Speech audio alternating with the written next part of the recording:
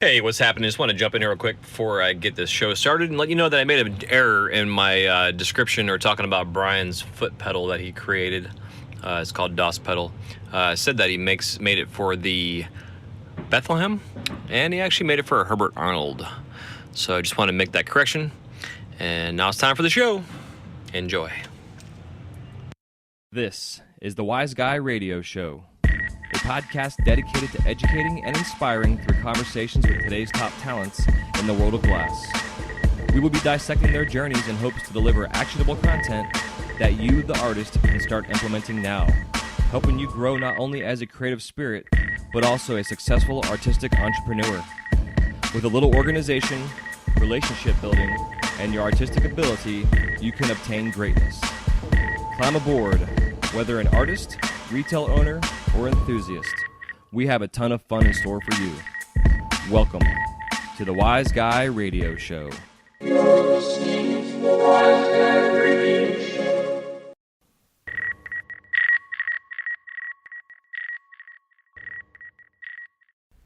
This episode of the Wise Guy Radio Show is brought to you by Mountain Glass Arts. For the month of November 2018, Mountain Glass is offering their Boros sale. They have rod and tube Pyrex brand on sale at 45% off. There's no coupon code needed. Again, that is Pyrex brand borosilicate glass, rod and tube at 45% off. No coupon code needed. And for all you beautiful soft glass nerds, they have their double helix sale, 15% off. All you have to do is just go buy it. No coupon code needed. How about that? They are making life easy for us over there at Mountain Glass. And they have a whole bunch of new sales going on between bead making kits, jewelry stuff, kiln sales, glasses on sale, all kind of good stuff. They have weekly sales going on right now as well. And just go there in Mountain Glass and check them out. Go to mountainglass.com for any other questions, comments, or concerns. That is mountainglass.com.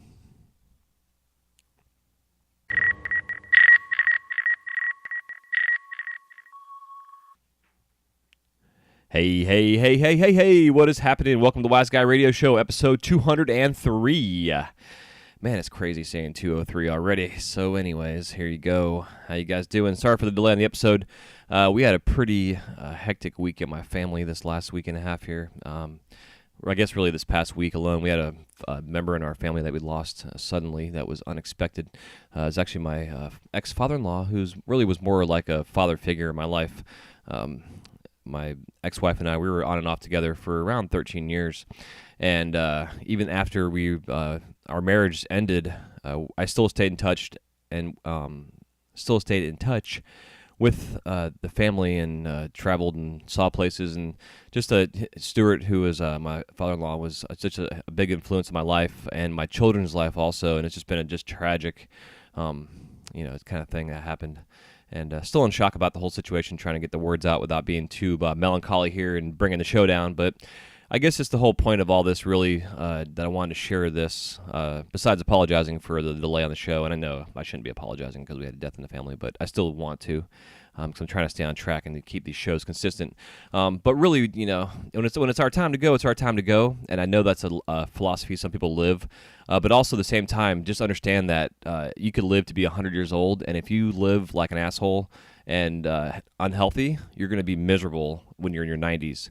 So live life to the fullest, but live life in a healthy, loving, meaningful way. Stuart didn't always live life healthy, and not sure if that's what caught up with him, but he did live life to the fullest. He worked his ass off. He had a huge, amazing work ethic, something that influenced me a lot. My father also had and still has an amazing work ethic. I mean, a lot of the men in my life have always had that. It's something I've been raised around. Probably why I'm so much of a workaholic in a sense. It's just I'm just genetically predisposed here to be a workaholic. But that being said, really just our time is our time. But let's live life to the fullest. Let's live it to the healthiest, most fulfilling potential life that we have. Not only for us, but for those around us. And, the reasons we do what we do shouldn't just be for us, but it should be for those that are around us or for people we might run into or influence or inspire or make happy or whatever in general we can do positive in the world. And we can only do that if we're in our right state of mind and all healthy manners and stuff. So I don't want to ramble on too much about it, but just life is just precious, and just take every day for what it is. Be happy when you wake up every day, and make the most of it. And just don't spend your entire life in your studio behind your torch. As easy and as fulfilling as it can be, it's really not why we're glass artists. We're glass artists because it allows us to live a life and a lifestyle that we can actually design and live to the fullest, whether it's traveling, visiting friends and family, collaborating with other artists, being a creative. I mean, you name it. Like I get a chance, I want to go mow the grass and play out in the garden and pull weeds, or cook some dinners, or whatever. There's ways that you can allow yourself by enjoying your life as a glass artist. And just live it to the fullest. So I'm still in a daze. It's been just a emotionally draining week, so I'm gonna stop rambling about that. But you get the gist of what I'm trying to say here. But that being said, today's episode is featuring Bryan Ratcliffe. He goes by Surf Rat Glass out there in the Instagram worlds. He actually had another name which I'm not going to say here now because I don't want to spoil it. But he had a past incognito name, which a lot of us have had over the years as we've evolved into this medium of social media, trying to find something that is catchy and sticky in a sense that will be recognizable as a brand. And I think Bryan's come up with something really good here. We also had a really kind of a long, interesting, fun journey. It's always fun bringing artists on the show who have been involved in this glass world as long as I have. Bryan had a very similar timeline, except he had a chance to travel. He left the country for a bit and got to experience all the things that us glass artists had to experience in the early 2000s, but from a different perspective in a different country. And it's really, really interesting, just that conversation, a part of it, and his upbringing and how he's exposed into this whole glass world in general, and in his influences along the way, too. But also, he is a maker and a creative person in general, and an entrepreneurial mindset. And when you're an entrepreneur, as an entrepreneur, we take issues or things missing in life, and we try to fill those gaps as an entrepreneur creating a product to fill that gap, whatever it might be. And one of his issues he was having early on was trying to find the right foot pedal for his Bethlehem that he just wasn't happy with. And he had heard a couple of different areas of people that were making pedals, a variety of styles of what he was looking for to be able to really adjust his flame in a nice rolling, gradual sense. So he actually came up with a product called DOS Pedal, and it's available now. It's been available. You can go check out, I think it's dospedal.com. I'll have the links in the show notes for you guys. But it's definitely an ingenious idea and concept, and really can show you how, if you have an issue or something that you just need as a tool, instead of going out and looking to buy one, just fucking make it. And next thing you know, you have a product that potentially you can sell. And it's not something that you necessarily have to do to sell it. I mean, even if it's just something that you come up with that makes your life easier, makes your life more efficient in terms of being a glass artist, and what make your tools work better for you, etc. And it's been neat to see over the years, the 20 years almost now of being a part of this, to see the evolution of the foot pedals, or seeing the evolutions of the tools and the joint makers, or the color, or all these things that have come about. And it's all come about because there were specific needs and gaps in this industry and in the borosilicate world of glass in general, as things kind of evolved and did their thing. So, I should have my ringer off like an amateur here. So, anyways, so Bryan and I had a fun conversation. Towards the very end of the talk, too, I like to always ask, my guests if they have anything else they want to chit-chat about before we go into the Crash and the Kiln round. And that led us into a whole nother wormhole of conversation. Bryan has been going through a training session, in a sense, to become certified basically as a nutrition and health specialist. He talks about the specifics in the episode and in the interview here and about it. And I'm actually going to be bringing him back on again for a variety of other episodes to talk about these areas of health in our life and the importance of it. And this kind of goes back to my opening about, being life being precious and living life to the fullest, but also, when it's our time, it's our time. And if it's our time's going to be when we're 100 years old, we want to make sure we're in our best prime ideal health as possible. And Bryan and I talk about a lot of that, and we get into some genetic talk. Like it was a really fun conversation. We could have gone on for hours. I mean, Bryan and I really felt like kind of like kindred souls in a sense. Like we've known each other for a long time, even though this is our first time ever chit chatting. And he was actually introduced to me through my brother Jared, who was on episode 199, part 1 and part 2. So if you guys haven't heard Jared's episode, JB out there, check him out too. He's definitely we got a lot of feedback on his show. He's definitely has a spice for life and a passion for glass and refining.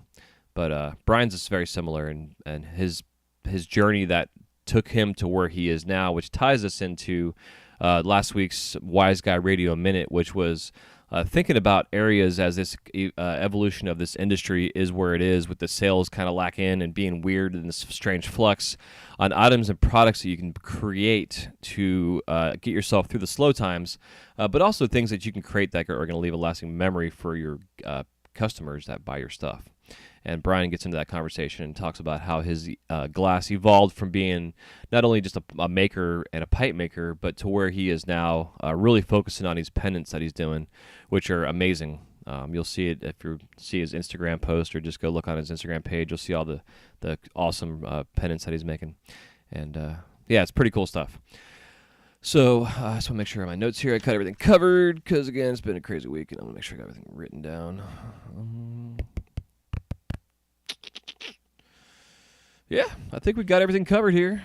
So I'm going to go get in the shower, get my ass off to work at the Mouse House today. And again, hope you enjoyed this episode 203, featuring Bryan Ratcliffe. Don't forget to go check out our sponsors at Mountain Glass and also the Flow Magazine. If you have not yet subscribed to the Flow Magazine to get your annual subscription, you can get 10% off just by putting in the coupon code WISEGUY at checkout. That's WYZGUY at checkout. Excuse me, got the hiccups. And that'll get you 10% off their annual subscription. And it's a quarterly publication. And I've been blessed to have my past series, So You Want to Be a Glassblower, published as an editorial that are going to be spread out over 5 episodes, or issues. But you can get their magazine digital, hand printed, etc. So definitely go check them out at theflowmagazine.com. And again, all of our friends over at Mountain Glass Arts, they have amazing sales going on all the time, as you heard in my intro. So until next time, stay happy, stay healthy, stay wise, stay hydrated, and stay warm, because it's starting to get chilly out there. Love you guys so much, and let's go call somebody right now. Stop this episode. Actually, listen to the whole thing and then call somebody, because that way you don't forget to listen to it. But make sure you tell those around you that you love them, and life is too damn short. I love you all. Take care. Talk to you soon.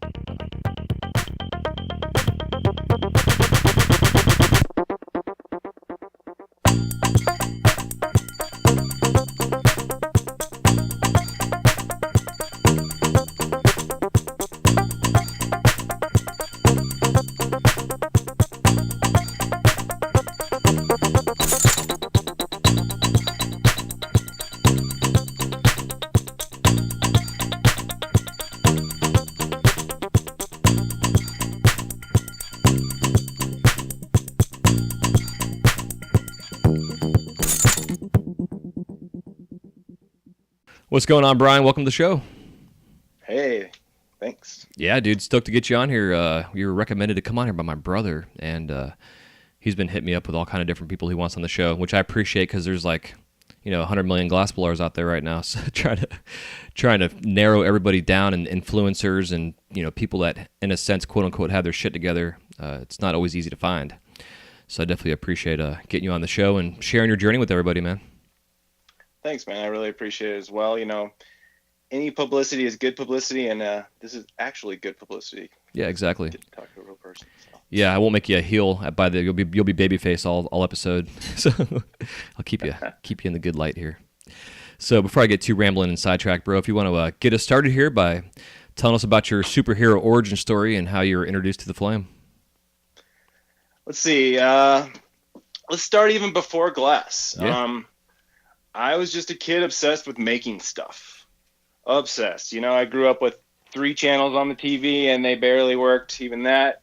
My dad made snowcats when I was a kid, and my grandfather, actually, he was a war veteran, but also an inventor as well. So kind of had that basis, and then add to that, my mom was a painter, or is a painter, and an illustrator. So I kind of had that running through my veins, and I knew from pretty young age that I just really liked making things. It was more fun than going to shows. It was more fun than a lot of things for me. So originally it was silkscreen. I wanted to make t-shirts for all like Nine Inch Nails and the bands that I never really got to see as like a 13-year-old. Huh. So I silkscreen t-shirts. And then quickly it kind of transformed into ceramics. And so by middle school, I had a potter's wheel in my bedroom, which was dirty. Yeah, sure. Clogging the sinks with clay.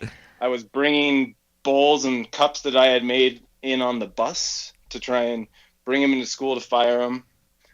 And I pretty much, even towards the end of high school, quit going to most of my classes and just went to art class. So Hell yeah. that's where some of it started. I really felt that I enjoyed that the most. And, I've done a lot of learning over my years, but in the beginning, I really just wanted to focus on what I liked. And it was art and it was snowboarding. So those were the two things when I was in high school. And then I decided to go to school in Gunnison, Colorado, because it was a school that was right there. And it was right near Crested Butte, Colorado. So I could snowboard. And that was a huge thing for me.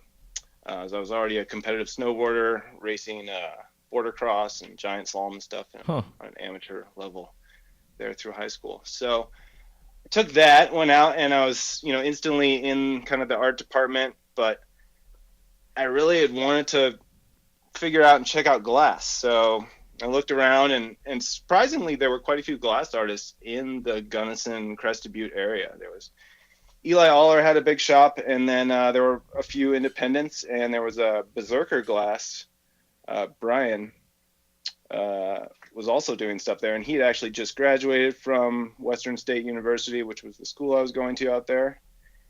And so as he was building his kind of first studio, I hopped in there and started renting some bench space from him and blowing glass in, I guess that was probably 99. Okay. Around there. Yeah, that's when I got started too. Awesome. Yeah, I think that was like, we were one of the first waves, I believe, of that kind of 99, 2000 era, where all of a sudden we realized that, as makers, we could make something and turn around and sell it right away, which was really unique in the maker space world. I was doing ceramics and I was looking and I was like, man, there's old ladies selling these awesome mugs that probably took them like 20 hours for like $20. I was like, that's not really going to work out long term for me. And I was amazed to see glassblowing, and I was also really already kind of, I was into the cannabis culture in Colorado. It was quite strong, and the glass culture and scene was pretty strong too. I grew up near Red Rocks, and so I got to see some neat pieces. And when I got the chance to get on a torch, I jumped at the chance. I spent my I found out about it right as my semester was starting. I took my student loan check and dumped all of it on a new torch and tools with no money to pay my rent for the rest of that semester. And then within 10 days, I was making some little beads and some little teeny inside-out-ish pipes. I don't know if I'd call them sellable, but they were sellable to my college classmate. Yeah, they're functional. I was making rent right away. I wasn't doing great, but it was I had the return on my student loan investment. Nice. Right there.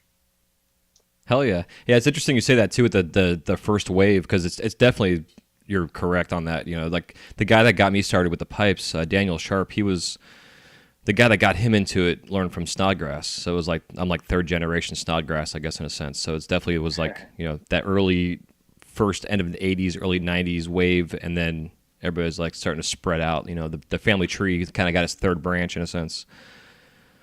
So yeah, I think head shops were really starting to, gain some momentum and actually sell some pieces that were, as much as $100 or maybe $150, things like that. I'm sure independent artists in Oregon were selling higher end pieces. The first heady I ever saw in person was a Brock piece. Somebody brought a Brock piece into the studio and was smoking out of it, and I was blown away. It was all double terminated. On one side, it was like cobalt Latticino canes inside out with some gold and silver fume, and on the other side, it was probably just gold and silver fume dots. all, double terminated, reversed, squished flat, and it was like a 6-piece thing. And I saw that, within about 2 months of blowing glass, and my mind was blown. Yeah. I was so amazed. Yeah, it's cool, man. Because being here in Florida, like we're so far from the culture and the way that how conservative the state was for the longest time, and it still kind of is. But we had one shop in town, and he had the connection out to guys out in Humboldt and all that stuff. So he was bringing in like early on, like old Scott Deppie and Jason Lee and Marcel stuff, from back then, Abe Fleischman, like when those guys were really figuring their stuff out, So I was the same way, like I'm seeing this shit. And I only learned by going around into the smoke shops and just seeing what was on the shelf and just not telling them what I was doing, but I was studying the work, But seeing those first headies coming over from like Corvallis and whatever, that was just like you're saying, mind blown, like ready to hang the torch up already, or spend my rest of my life and dedicate it to learn how that was done, which is what 20 years later. Definitely dedicated the next few months to learning how to do a reversal. I was already learning inside out because that was the hot new thing that Berserker was doing right next to me, and so I could see you could flare open a tube and put stuff inside of it, and that was really exciting. And then seeing stuff get put together, and it was interesting. I had seen high-end gallery glass for quite a while. I would go to, when I would ski or snowboard or go to events, I would go up to Aspen or Vail and check out the galleries up there, the Habitat Gallery and stuff like that. And it was super awesome. But when I first saw Hetty, I had enough knowledge to where I could be like, oh, wow, that's reversed. And those are terminations. And so I think it was interesting that seeing high-end glass at a little bit further into my development as a glass blower really spurred and kicked along a lot of emotions and motivation. Yeah, it's pretty cool, man, when you can go to a place like that and kind of have an understanding of what is actually going on, where like the layman walks in there and they're just amazed by how pretty it is, but when like the technical side of what went into that, it's kind of like a light bulb moment, I guess, in a sense, in some ways. Totally. Definitely to an artist. It's interesting. I had another interesting aha moment going into some galleries, and this is a little side thing, but I went into a gallery a while back and I was like, what is the biggest motivational factor for a buyer to get a piece and be happy with it? And she's like, has to match the drapes. Exactly. So that was an interesting eye-opening statement from the gallery worker that's there selling all the stuff all the time. So yeah, it's funny, because especially like even nowadays when you hear the stories of these art collectors that are buying pipes that they don't even realize is a pipe, but they buy it because it matches their couch or some shit like that, and they're spending $20,000 on it, but then they realize and they're told it's a pipe, and they still want it because it's a beautiful piece of art, but they don't give a shit that it's maybe it's a cool little bonus on the side that it functions, but yeah, true. It matches the carpet or like you're saying the drapes or whatever. It's yeah. And I mean, I currently, as I've really shifted more into the jewelry space, and I'm sure that I sell pendants to people that don't wear them. They display them, they look at them, they appreciate them. And so it is an interesting little juxtaposition to selling a pipe to somebody who doesn't smoke out of it. It's like, well, I guess then it's just art or craft or a fine product. Yeah, exactly. Huh, it's interesting to think about, especially the pendants, like even like yours, but some of these other ones that are so intricate shape-wise, like it seems almost dangerous to wear in a sense, you know what I mean? And people Definitely. are selling them and wearing them or not wearing them. Or a no-hug pendant. Where you're like, exactly. Well, I've got a couple of those. This one around. I actually have a whale tail that was carved out of bone, and the very tips of the tail, I hit one of the ends on a table one day on accident and just barely chipped it. So it's sharp. I need to grind it down. I keep forgetting about it, but it's my no hug pendant that I wear. I got to make sure I actually will throw it around my back and around my shoulder, make sure I don't pierce somebody's chest with it. So yeah, man. So back to the glass. So early on, and they're learning the process. Like, so you're starting to get into inside outs and stuff. Having someone there like Berserker to kind of lead the way. Because like for instance, my inside outs at first, I couldn't figure out why I kept burning my hand. Like, what the fuck is going on? Until I had a buddy swing by. He's like, just stick some newspaper or toilet paper in the mouthpiece, to make that vacuum, so you don't burn your hand anymore. So did you have like access to that, like where there's that kind of knowledge? Was that being shared in the studio space early on, like back in the day like that? Well, I mean, I think had he known, it would have been shared. But he was about a year into it, Okay. and also self-taught. So there was definitely a lot of condensation and blow tubes going on. We were Yeah. opening up tubing and just, yeah, you just deal with it. And so he had a technique of just kind of blobbing stuff in there and leaving the little stringery pieces too. So it was a real quick process of dabbing stuff in and then getting it closed and hoping that the condensation didn't go down and wreck your hour of work. So Yeah. that was very interesting to me. Also, it was very interesting to me at the time when I was learning glass. I was already, pretty accomplished potter. I was doing, I had done a lot of wood shop stuff. I'd actually made pipes in the wood shop since I was probably in like 8th grade. Nice. So I was pretty good at making a lot of stuff, and I was amazed at how difficult glass was. I would get that, like, I'd feel like my hands were across the room while I was blowing glass. It felt like I was like not attached to my arms and they were just kind of moving. It was a really interesting feeling. Yeah, I know that. I know that exactly. sensation. I know what you're talking about. Yeah, there. I can't totally explain it, but Yeah. luckily it doesn't happen now. Well, it's weird, man, because like when I sometimes realize actually how long my arms are when I can step back from the torch and still have my hands and my glass in the flame, and it's like it's like a third party experience perspective that you're getting of what you're doing. It's fucking. I know what you mean. It's really weird. I've experienced that before for sure. And as a maker, it is so strange to work on something yet not be able to touch it until it's done. Yeah, and which I think is awesome that you went from ceramics to glass, because I did the same thing. And I talk to people at Disney all the time about it. When I'm working and going from that, and I'd like my thumbnails and my thumbs were like huge parts of my tools that I would use, and you can't use your fingers anymore. Having to learn how to use tweezers and butter knives and spoons and things for carving.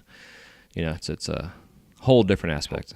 Totally, and you can't run your fingers across it to see if it's jagged. You can't, I was, just always fixing things by hand, and to go as a by hand or a hand craftsman to a product where, you're using specialty tools and you're using the glasses tools. So it was definitely a brain expanding experience.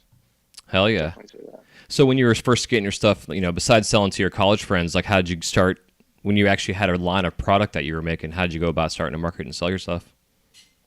I did it really grassroots. I was just basically, so I lived in Gunnison, Colorado, beautiful area with 0 head shops and a few glass blowers.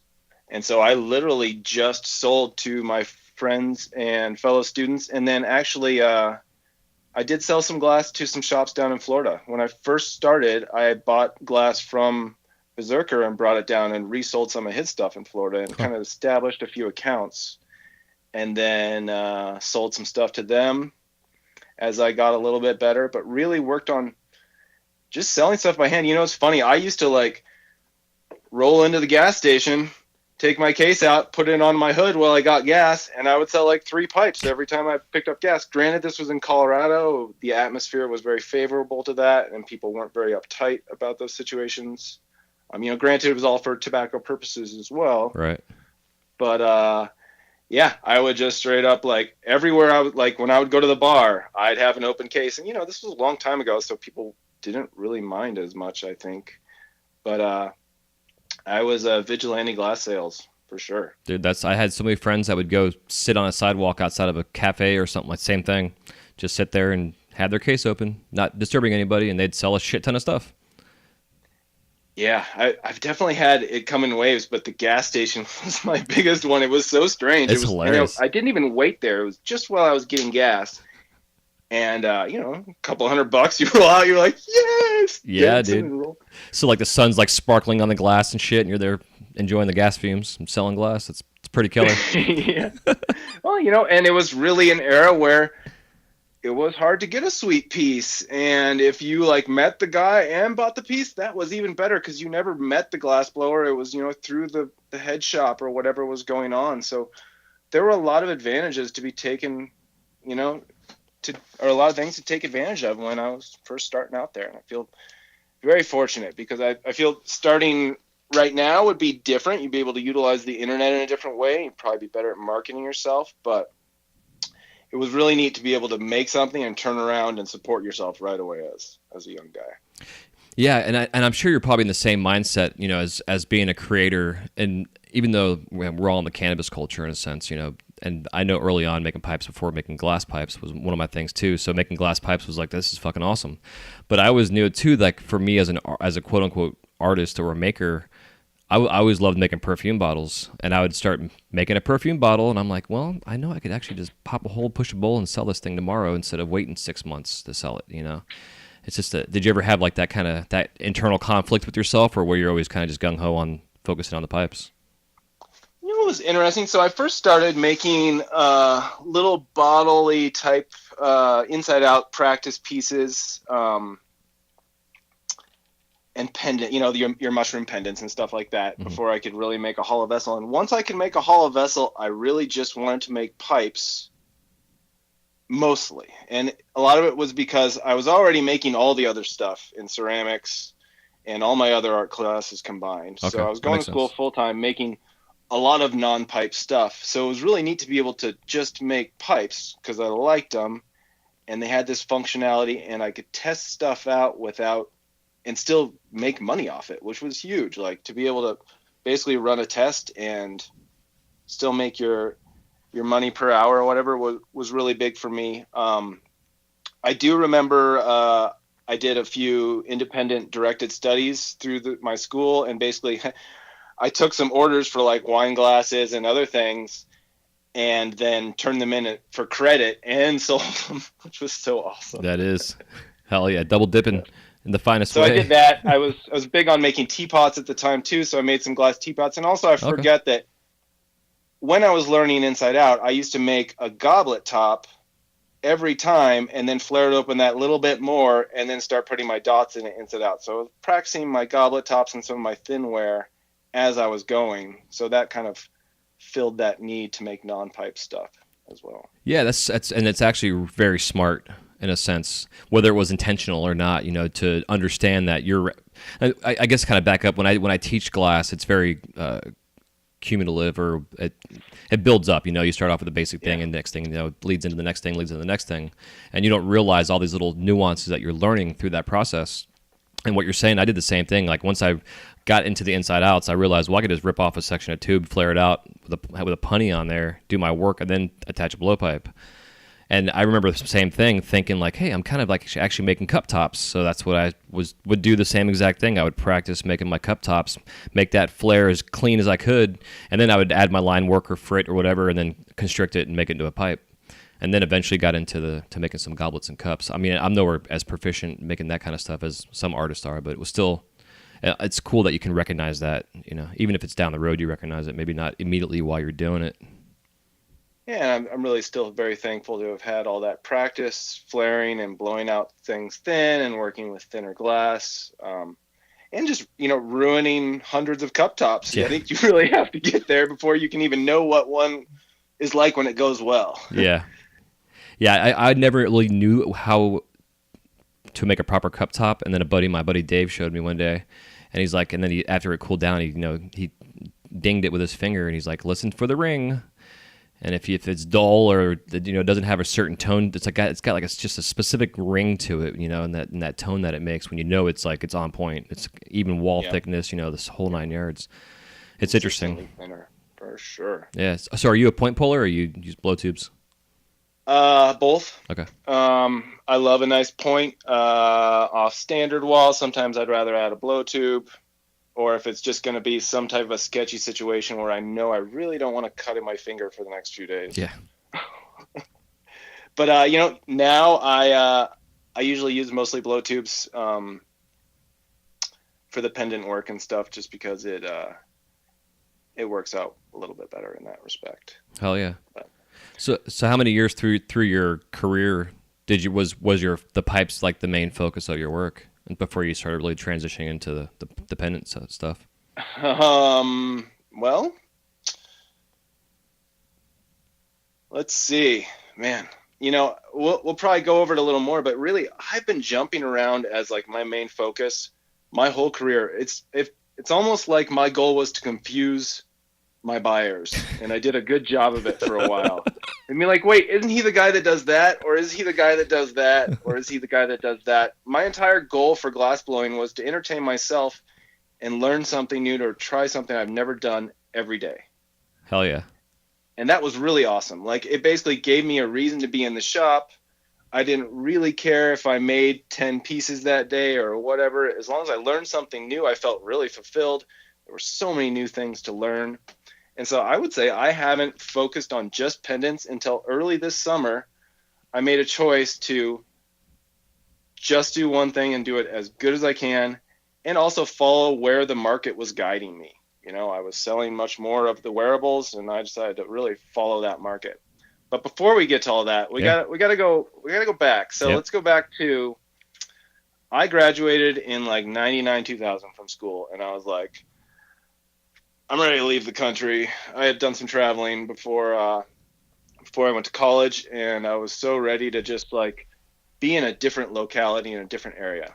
And so for the New Year's between 99 and 2000, I had gone up to Vancouver, Canada, and just visited because I knew that cannabis was really, the laws were very relaxed there, even though it wasn't legal. And the snowboarding was amazing. The mountain biking was amazing. So I went out there for New Year's, and when I was up there, I went to Blunt Brothers, which was this head shop you could smoke in. And I asked, and I was like, well, who are the local glass blowers? Because this place is awesome. You can like smoke in the head shop, and it's a whole awesome country. And they were like, well, there was this one guy, but he left. And I'm like, wait, there's a whole city, a whole province, and a whole nother country, and there's no glass blowers. And so when I graduated from school, I kind of packed up my car, and my brother Darren drove with me, and my whole goal was just basically to move to the West Coast. I was like, well, I want to live near the ocean. I want to live where I can still snowboard. And, I drove up, and I was like, well, Oregon's awesome. I had all my stuff in my car. We were like, it's pretty cool, but let's keep driving. And then we were like, Seattle? Oh, Seattle's pretty cool. Let's keep driving. And I was like, Bellingham's really cool. Let's keep driving. Let's see if they'll let us over the border. Fuck yeah. And so, with my little Honda Accord, I had basically nothing in the back seat and a rocket box packed full of torches and hoses and snowboards and mountain bikes, everything else. And we went up to start the week-long Canadian glassblowing adventure that lasted a little longer than a week. Amazing. How long did it end up lasting you? It lasted the entire Bush presidency. Awesome. I just, it so happened I graduated from school right when he kind of got voted in, and I was like, well, the rest of the world's pretty neat. I was like, I can drive to another country and then just drive around up there. That's pretty neat. And this was pre-9/11, pre-9 a lot of things. So, I went up there, and it was amazing. Canadian people are some very nice folks. I literally just walked around and said, hey, do you know where I can start a glassblowing studio? Hey, do you know where I can build a glassblowing studio? Went all over Granville Island, their art district. And eventually some guy was like, yeah, I do know a place you could set up a glassblowing studio. He set me up with a guy who owned a car stereo shop, and this dude was super cool. He rented space to all sorts of different artists. And so set up a glassblowing shop there, got an apartment in North Van. The really cool thing about Canada is they just really want first in a deposit. So coming from the States, it made getting set up in places much more affordable. And I became one of the few glassblowers for Vancouver pre-9/11. Jeez, dude. Yeah, that's awesome. It's cool. Yeah, I was able to put some glass in Mark Emery's very first shop up there, which was interesting, and then the original Blunt Brothers and stuff, and started working right away with so I had my shop set up, but it was expensive, and I was excited that there was another glassblower in town, and his name was Hippo Glass. His name was Jesse, and this famous dude, well, he's famous on the mountain because he's got a giant red beard. He's a badass snowboarder and a really great guy. Super fortunate to work with him, and he was also just getting set up to work with Marble Slinger, who was another glassblower who had just moved up to Canada right at the time I did, and was looking to kind of sync up with other shops. So I got to blow glass with those three guys for quite a few years up there. That was really awesome. Yeah, that's some serious influence too. That especially when you move somewhere new and get settled in, and all of a sudden You kind of start creating your own little mecca up there. Yeah, I mean, the Mecca kind of just developed around us with the help of Bubble Man and a few other awesome patrons. You know, they kind of helped establish a little more of a glass scene in Canada that was really neat. Some higher end glass artists came up, and obviously, you know, meeting Marble Slinger, I didn't really know who he was or what the deal was. And as a glassblower, it's so interesting. We all have these little egos. We're in our own little bubble. Everybody tells us we're great. We're the neatest glassblower they've ever met. Our mom thinks we're awesome. And then we go out and, you know, we meet other artists. And I think it's so important to remember that even though we're in this little bubble where people tell us we're awesome, and, you know, we have some collectors and some customers, that we're all just, you know, average people out there trying to make stuff. And it's cool. Sometimes it turns out great. Sometimes it doesn't. And just having that humbleness and that humility, it's something I still try and work on, but it's I think it's super important as makers. Yeah, I agree. And yeah, it was really interesting and great for me to start working with some amazing artists. Slinger really had a lot of amazing techniques that he had learned, you know, in the Glassworks Park area down in Seattle there. And it was a huge learning experience for me, really fun. And very fortunate to have met, you know, those other glassblowers up in Canada. And then now there are hundreds of glassblowers up in Canada. It's amazing. I got to go to the first Great Canadian Glass Gathering. Nice. Way back in the day. And it's really neat. I'd like to think I had a little bit of influence on that scene, and it's really neat to see it develop. Yeah, I mean, it sounds like it, man. And you know, I think it's the overall experience to be in a studio space, because like myself personally, like I grew up self-taught pretty much. Didn't really get into a studio space until maybe like 10 years into what I was doing. So like I had all these struggles and ups and downs and growth, you know, learning shit, stuck in the same rack and rake rut, you know, whatever, for my wholesalers and stuff. And then once I got into the studio space and started becoming exposed to other artists, I mean, it was completely changed my life and my glass game too. You know, just all the different things that you can pick up and absorb and questions you can ask, you know, because like, as you know, early on in the day when we started this, you know, you walk into some studios and they just like want to throw a towel over their bench and you can't even see their setup, you know, kind of secret shit, you know, compared to even what it is now. So for you to be able to have that experience, man, it's especially with some early on trailblazers like that, and then yourself too, like you're saying, you know, is the fact that you kind of helped grow some roots there for what is now an amazing glass community, and then it's still growing. Like some of the glass, I have some good friends up there in Canada area that glass blowers, and it's fun to see their journey and just to kind of see the growth of just the area up there and how things are moving, and all across Canada, not just in, you know, Vancouver or whatever. It's pretty cool to see, man. And it seems like too, like you got the fuck out of this country like in pretty good timing, in terms of things were getting a little volatile around here, you know, for a bit. Yeah, you know, it was tough, but it was also tough up in Canada, especially as a glassblower. I didn't realize, but, you know, moving to a place that doesn't have any glassblowers means you have to re-educate and reestablish an entire market. Yeah. Because if they don't have a local glassblower, then they don't see any reason why there should ever be something with a price tag higher than like $60, because they've never seen a pipe more expensive than $60. And I mean, maybe sure down in Washington, but so that was an interesting education process. You know, you'd have people from like the actual cannabis world that would understand it a little more, or the internet. Obviously, you know, this was right around the time of overgrow.com and a lot of those things that were going on. So there were some more avenues. And I was really fortunate with the exchange and things like that. It was very favorable at that time. But did they make you get a visa or any of that kind of shit to stay there longer? I was on vacation. Exactly. Yeah.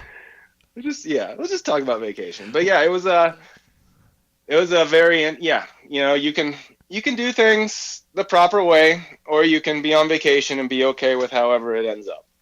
Yeah, well, the reason I'm asking is because up in March coming next year, I'm going to the second annual Coral Reef Enthusiast Trade Show they have up there outside of Niagara. And it's basically a convention for just people that have saltwater aquariums and collect fish and, you know, that kind of stuff. And I'm going to go up there to sell a whole shit ton of coral reefs and what have you at a glass. And the guy that runs the show, I actually met him at Disney working one day, and it's kind of the connection I made. And we were talking. I'm like, so what do I need to do about the laws and stuff? He's like, well, you can either go the right way and spend a bunch of money, or you can just go on vacation and just mail me all your shit, and you show up to the convention, and I'll have everything ready for you.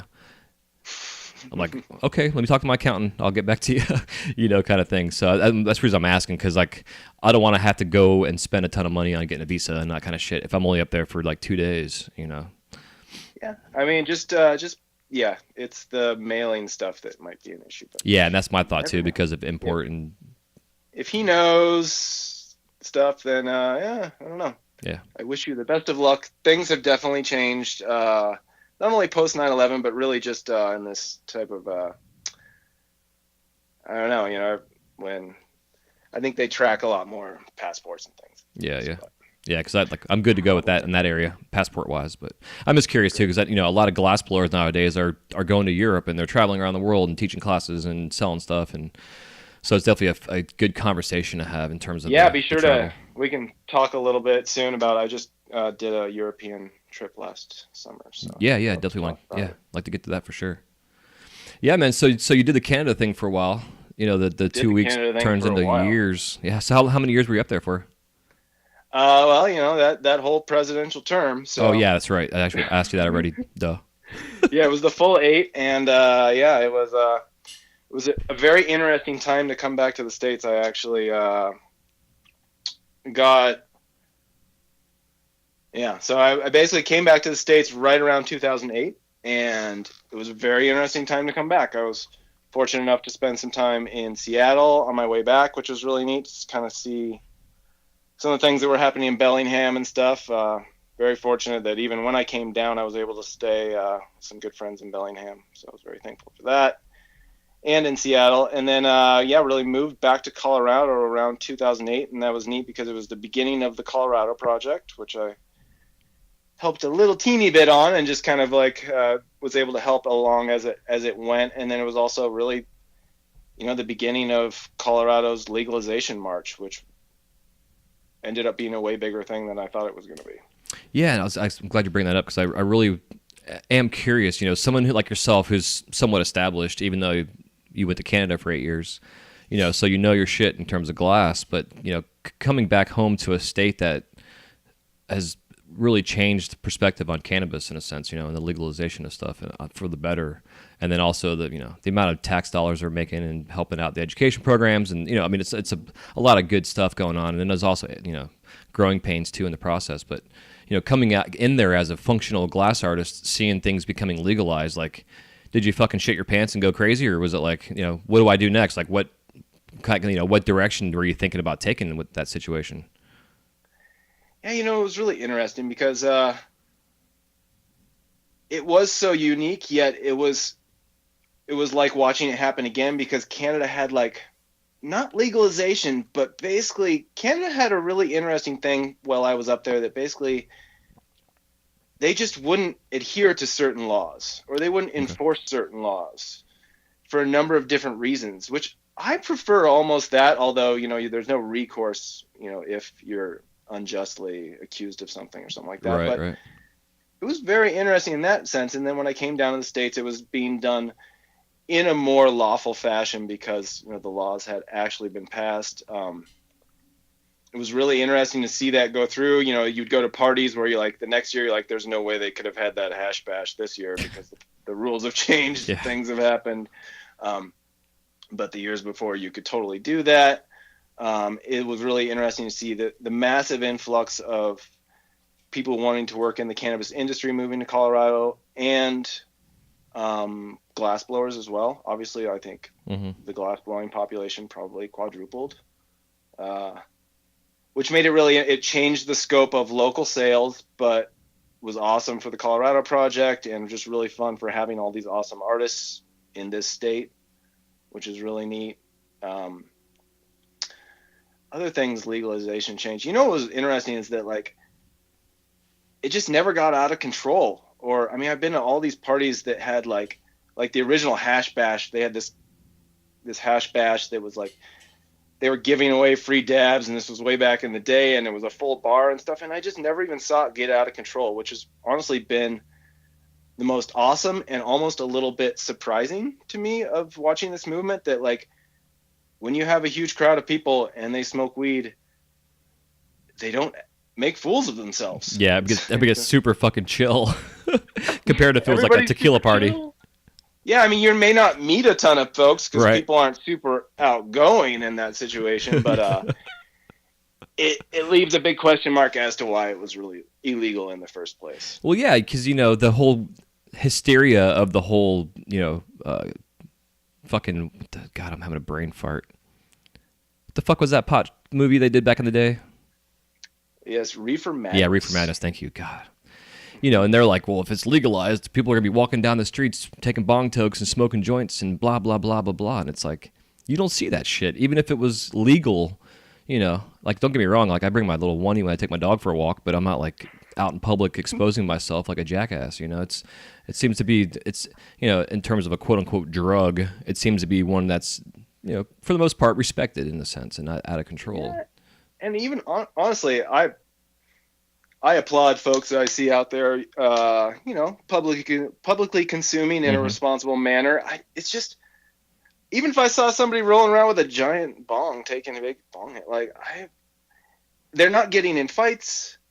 I prefer not see them like driving a car, but it's just so different to the alcohol party atmosphere that we've all grown up in and just accepted as reality. It's just a stark contrast to it, and I would say a much more civil contrast too. Yeah, you're not jumping off balconies into the pool. That's kind of bullshit. Yeah, they just really aren't making fools of themselves in the same aspect. So it's like, yeah. So it's a welcome change. It's been good to see, and I really have heard nothing but good things about drunk driving going down. Obviously, the fact that like they'll take parents away from their kids and kids away from their parents if they're found with cannabis in certain states, that I think is the biggest disservice.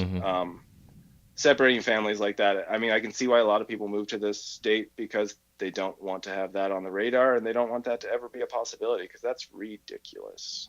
So yeah, it's still surreal for me because like we have medical marijuana in Florida right now, and it's still a clusterfuck of what they're trying to figure out, which to me is so stupid if they just followed what other states are already having set, and play-wise, just follow the leader in a sense. But, yeah, I couldn't imagine, like saying the word bong for me, dude, is still kind of makes my skin crawl. It's like, man, but the cops coming to my house now because I'm saying the word bong. It's such a weird dynamic of it the is, differences. especially as, people that were in that atmosphere where if you said that in a shop, not only would they not buy anything from you, they're going to get super sketched out and shut everything down and all this stuff. And it's like, it's just a word, and it's not even a bad word. Yeah. So it's amazing how laws change our whole vibe in certain aspects. Yeah, completely. I know, it's so weird, right? So that being said, were you in Canada during Operation Pipe Dreams?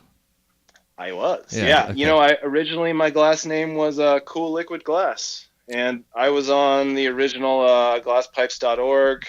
Dude, I totally know who you are now. Because so I was Cool Liquid way back in the day. You're like the fifth artist I've had on here that brought up their old name, and I'm like, dude, I've known your shit forever. Because I was like one of the first 20 people on glasspipes.org when it first came out, as like the fuck you to Ashcroft, thing. Like, this is not something bad. Here's a gallery of some incredible art being made, is type of thing. Yeah, what was your name on? I was Firefall Glassworks was my thing. I was trying to come up with some stupid thing, but I used to go by Firefall. Okay. Yeah. But, awesome. Yeah, I originally went with Cool Liquid Glass. Of course, I heard some Chihuly thing where he was like, glass is an awesome, super cool liquid. And I was like, well, came from the horse's mouth. I'm just going to believe that one. So I was like, I'm all in, and how about I make that my glass name? And then later, I think on the Talk Glass forums or whatever, I learned that it's maybe an amorphous solid instead of a super cooled glass. And between that and Ashcroft, I ended up changing my name and dumping my website. So that was interesting. It was interesting to be in another country and realize things were changing. And obviously this was a way to like silence the hippies and give them something else to worry about. But right. It was a very interesting time where people, were going to jail for sending craft. places. Yeah, and it's interesting on your perspective because you leave and then you come back and this during that time period when that shit all happens, everybody's freaking the fuck out. Like, what are we gonna do? And we're gonna make dildos and shot glasses for the rest of our life. And then some of us, which a lot of us did, just went even further underground and just kept grinding away, and selling to our friends or whoever smoke shop would potentially buy from us, under the table kind of stuff. And then you come back to this landscape that then has evolved again to a scene in Colorado that completely changes the landscape. I mean, it's like night and day compared to what it was. It's like you left the scene and then you came back and the scene was kind of the same, but while you're gone, all this turbulence went on that you missed. True. Well, I feel like I was in with the turbulence in that, I still had some American accounts, and so that was kind of shut down from there. Obviously, any sending glass over the borders and things for other Canadian glass artists was pretty much shut down. And, the internet was quite strong at that point. So I felt most of the pain for sure. Okay. I did have some local accounts, which was nice or whatever. And, I figured it out. But yeah, it was very interesting because I definitely went from like between that and 9/11 were two really big hits. Like after 9/11, other countries, especially Canada, just really suffered because of the lack of American tourism. So it was really interesting. I think that like a lot of like all of my shops up in Canada after 9/11 went just on a buying freeze. They were just like, they didn't know what was going to happen. Huh.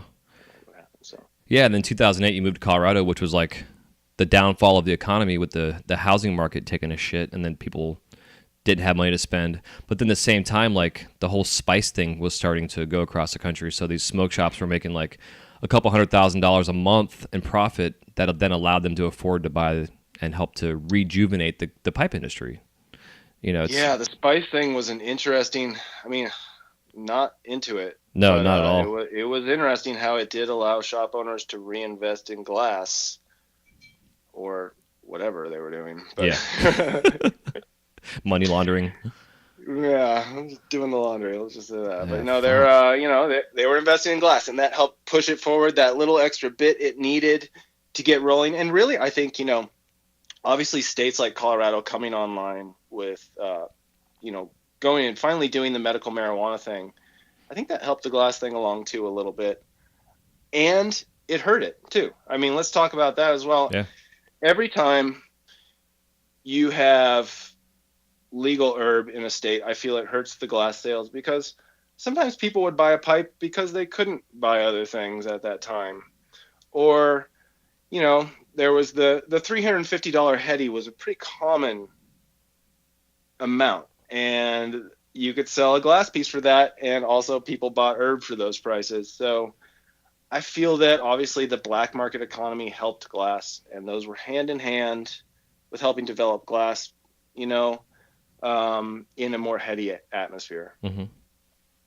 And so that is, I've definitely seen that change with legalization, and I'm okay with it. I've shifted dependence, which is interesting in itself, but it is interesting to see the shift happening. And, the shift has happened with concentrates and everything else in that respect as well. Yeah. Like here in Florida, like when the legalization for medical started, it was all tinctures and CBD oils and that kind of shit. And then there was a lawsuit that was just filed by the guys who initially helped get this thing rolling to allow flower to be distributed to patients. Because you go to some of these dispensaries around the areas, and I've never gone to any of them, but everybody refers to them as all they're doing is selling hot dog water, basically. And if you really want like good medicine, you have to go into the black market to get it, or just the same person you've been seeing. But now that these laws are changing, they're trying to figure out in the law sense, like, okay, if you're a dispensary selling flowers and you need a piece of equipment to dispense it medically, say, aka a bong or a pipe, you legally have to buy it from the dispensary. You can't just go down to your neighborhood smoke shop and buy that pipe anymore because that pipe that smoke shop is selling is actually for tobacco. But the dispensary is selling it for weed. So it's like, you know what I mean? So there's still all this gray area. So in Colorado, I know things started becoming black and white, but then when you leave the state, there's so much gray area, especially the states that are next to Colorado, because then they have like this huge like state class action lawsuit against Colorado because of all the exports that were leaving the state, kind of thing. Yeah. And then like I brought on Luke Zimmerman on the show several times. He's a cannabis lawyer out in Oregon, and he's also a copyright trademark lawyer. So we've had a lot of fun talks on the show. But we talked about it. Like, if you're in a legal state, sure, you can sell legally a pipe made for marijuana. You can even market it for that in certain states. But outside of that, you can't market it that way. It has to be for tobacco use. And then if you're in a legal state, you have to be 21 to purchase it. But if you're in a non-legal state, you can be 18 because it's for tobacco. It's just all these fucked up gray areas that we all have to pay attention to make sure that we're not sitting in fucking jail for the rest of our life. Bullshit.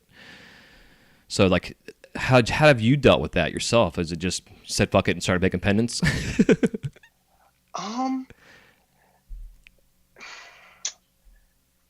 I've let the market help me make the shift to pendants. It's also, I've loved it. My pendant work, I've been doing the road trip thing for about 4 or 5 years now. I originally, even back when I was in Canada, I really loved how reversals turned into a vantage point type drawing. Mm-hmm. And I had a few pieces that I tried to do that with. And then, maybe back in 2013, I did this piece that was called The Grower's Path, and it was all Rasta colors with a little road in it. And I made a bunch of, it had a grow light sculpted in it and a green thumb and all this stuff. But what I really liked about that was the little vantage point of the road. And so I worked harder and harder on trying to develop that. And what I've realized is you make a pipe for somebody, or you make a pipe.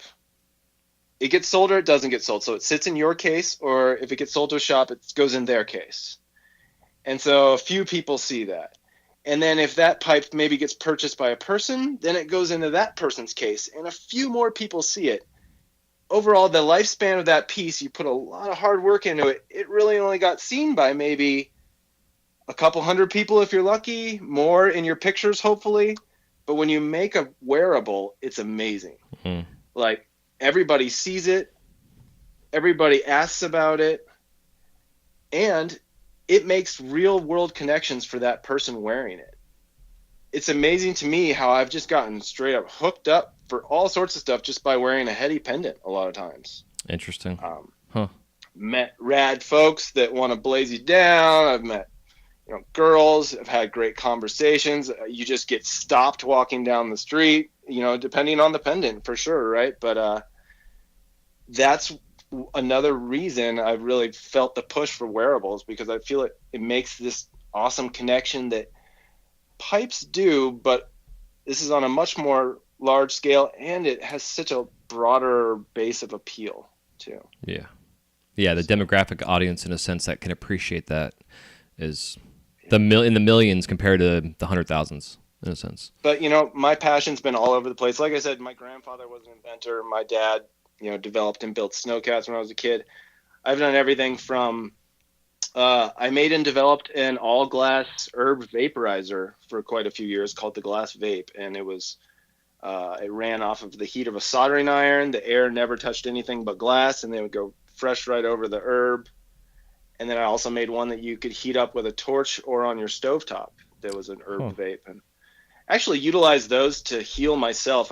When I did ceramics for quite a few years, I had a cough that I just couldn't get rid of, and it was glass, not really glass dust, but mostly ceramic dust, because I was in the ceramic studio so much for so many years, and I was cleaning up in there and doing all sorts of stuff that I had to literally just heal myself by just vaping herb for quite a few years. And obviously it was probably the not smoking part that helped me as well. But, if you look at what pure THC does for skin cancer and other things, it seems like it's probably not a bad idea to inhale some pure THC occasionally if you're down with it. No, dude, 100%, which is my biggest excuse and reasoning for why I have partaken for it and still do to this day, is because from what I understand, like cannabis, there's so many different little specific elements that are in the flower itself compared to like your extracts that are super beneficial for your body that are only found in marijuana. It's not found anywhere else in the world. And there's a specific name for one of the things that's in it. I can't remember what exactly it is right now, but it's an expectorant, so it really helps to clear your lungs out. So you see like people that are cigarette smokers, but they also smoke cannabis on a regular basis, they get their lungs x-rayed and their lungs are clear because they've been partaking in cannabis to clear all that shit out of their lungs. I mean, they may end up getting lung cancer from the cigarettes down the road, but that's a whole other thing. And I'm the same way, dude. Like if I had a really bad cold, I'd take a little break from smoking, and then if I saw a cough, I would get it out of my vaporizer, and it would clear my lungs out within a week. Yeah, it is amazing. So with the vaporizer, it was my product there for quite a while, and so I would introduce it to somebody, and I could tell right away if they had some lung issues or if they smoked by how bad they'd cough off the vapor. Because you could kind of judge your lung health by, and also if it, some people's lungs just get more irritated than others quickly, but I could tell that smokers would cough off of THC vapor much quicker than, say, a non-smoker or athlete or whatever. So it was a big one for me, and I'm really very happy and proud to have healed my lungs and not have a cough anymore. Yeah, sure. that's amazing. Yeah, and that's like on the health side of things, that's something that, when you're cleaning your studio, like sweeping your studio is probably the worst thing you can do because of all that little fine little particles that go in the air that you can't see unless you have like super bright spotlights on, where then it looks like it's snowing in your little studio space. Totally. Yeah, I'm always known as kind of like the I worked at Shackman Studios for a while, and we had like a kid that would come in and sweep up, and I was like, okay, wait a second.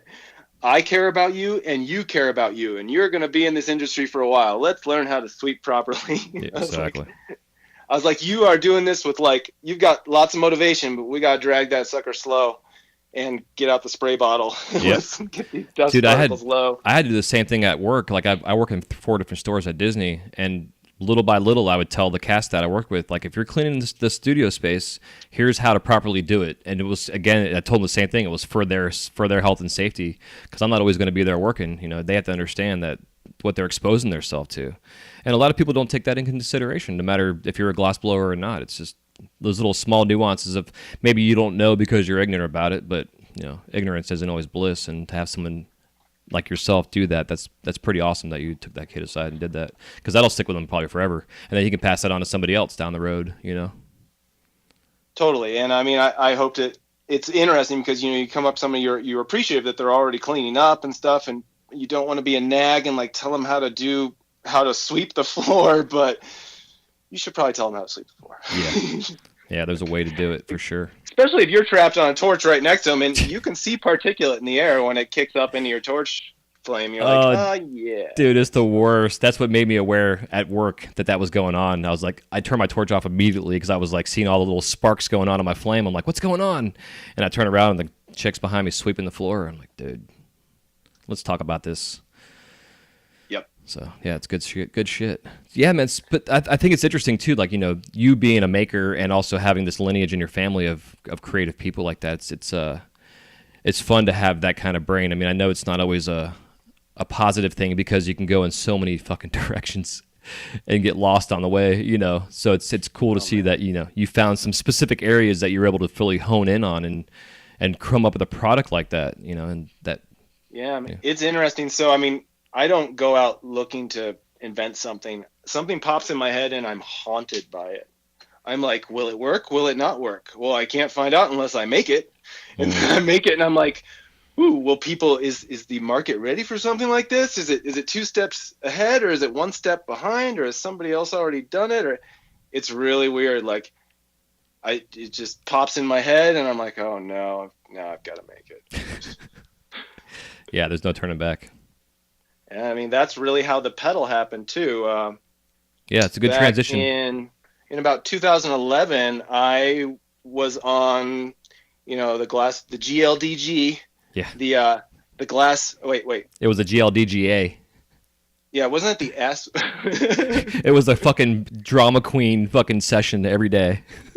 It was, and wasn't it like fart glass? I think it was fart glass.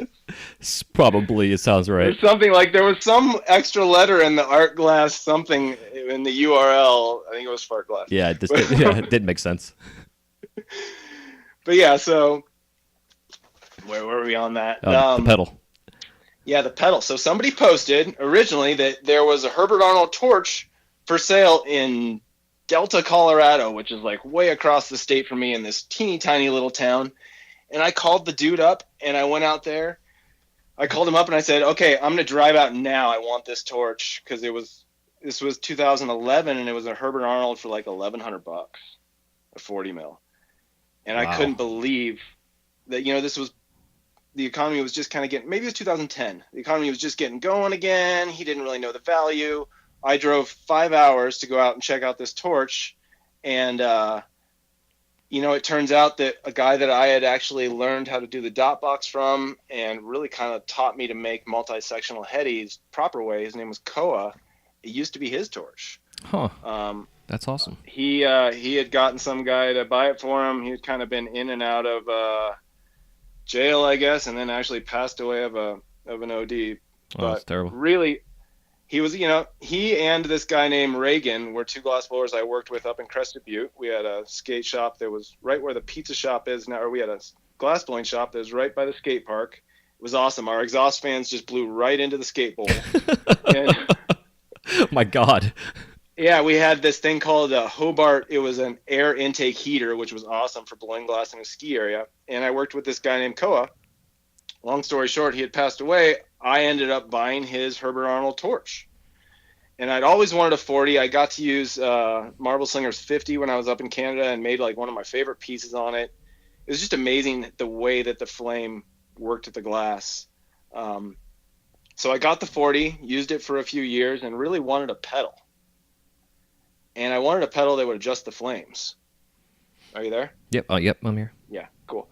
Yeah, so I wanted a pedal that would adjust the flames, and the Herbert Arnold works a little different in that it's not like a multi-stage torch. It scrolls through the flames via these rollers and cams in the back and this plate that gets moved by one handle. So I was like, I just want to turn that knob.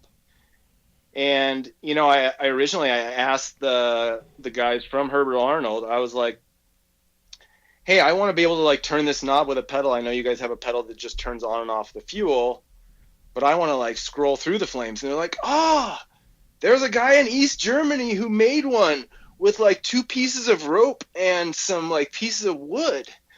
And I was like, really? Dude, I totally. Like, yeah, he did it. Yeah, I heard about that shit. I know exactly what you're talking about. And so this was from like Jürgen himself, the guy who makes the one guy that kind of tunes and assembles the Herbert Arnold pedals. He was out at Glasscraft tuning the torches, and that was when I originally talked to him. And so a few years went by, and I was like, man, I still really want that, and I can't even find pictures of the East German one on the whatever. So I went through like a 4-year prototyping process. It started with a metal thing and some cords and literally some ropes and some pieces of wood, and it evolved to bicycle cables and housing and some handmade metal apertures that was on the torch. And I was still using it the whole time because I was obsessed with using the pedal and having all the flame variation, especially that a Herbert Arnold torch would provide. And one thing I really like about the Herbert Arnold torch is it's basically like outer oxy on all the time on all the different rings. So that kind of like that sweet spot when you turn the outer oxy on, whether it's a Carlisle or a GTT, and you get that really nice shoulder to the flame of your center fire. Herbert Arnold provide that in all 3 sizes of torch, or in all the different rings and stuff. So I really like that part. And so, yeah, the DOS pedal evolution kind of happened that way. It's changed probably 3 times, and I have had 2 different production versions of it. It's been a really a fun experience, and really opened my brain up as far as like writing patents and working with an engineering process and working with water jet cutters, and then doing some of the machining myself. All those different things were really a fun break from glass. Definitely.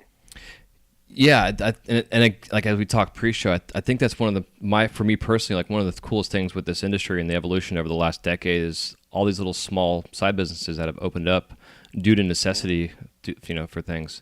And on that pedal you're talking about, I'm wondering if it was you that I'm thinking of that I remember seeing about it, but I remember years ago about hearing about some dude, was a German guy, so maybe it was him, that was using wood and a rope, and they were calling it like a squeeze pedal or something like that. And it was like somehow it was like would roll the 2 pieces of wood together that would somehow constrict the hosing, and you can adjust the hose that way by rolling this. You know what I mean? It was something interesting. I don't know that this would work for a Herbert Arnold type of a situation. Yeah, it wasn't for a because- Herbie. It was for like because I was looking for a one for my Carlisle. This is back with when Snodgrass was making his gunmetal case ones, you know, and so doing the research. It's so cool that Snotty made a pedal. Like, I know, right? So, but again, it's all out of necessity, which is it totally is. you know the foundations for being an entrepreneur. And it's like we're all one big team too. I've been really realizing that more with my pendant work lately, where I'm buying opals from Grandpa's Glass and Profound Opals, and I'm tagging him and everything, and I'm buying Marini from David Kamensky and Ian Michael and Golden Gate and stuff, and I'm trying to tag them and everything. And really, it's like, we can all self-promote and do these things together, and it's really been to my benefit every time when I try and share the process with others, whether it's using little parts of their stuff, whether it's their Marini and different things, or the opals. I'm really excited on that next little step of teaming up as in a little bit, because you can't do it all yourself. I'm that DIY guy. Like, I garden, I do a lot of mountain biking and work on all my own bikes. I obviously make the pedal, and I do a lot of my own glass blowing, and I make a lot of my own Marini, and it's fun, and I've really enjoyed doing a lot of it myself, but teaming up is important as well. And I'm really starting to learn even more about that and really reaping some great benefits from it. I'm really appreciative of it. Hell yeah.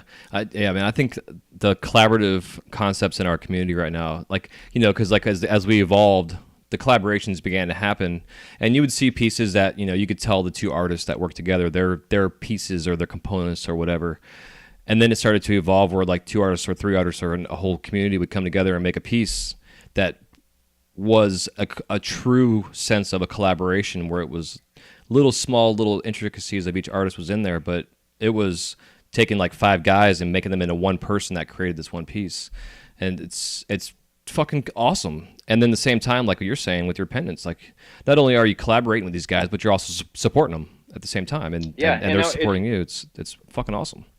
It's interesting where it seems to be another facet of the collaboration where it's almost like you're doing it up front. I'm making the initial investment because I like the opals.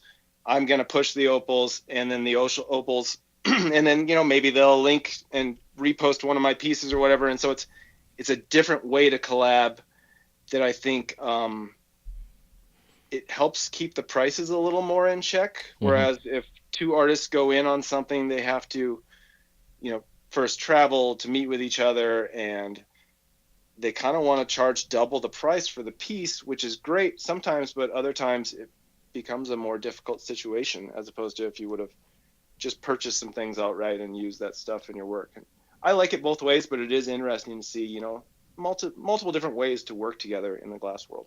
Yeah. Yeah, and it's the ultimate sense of community, when it comes down to it.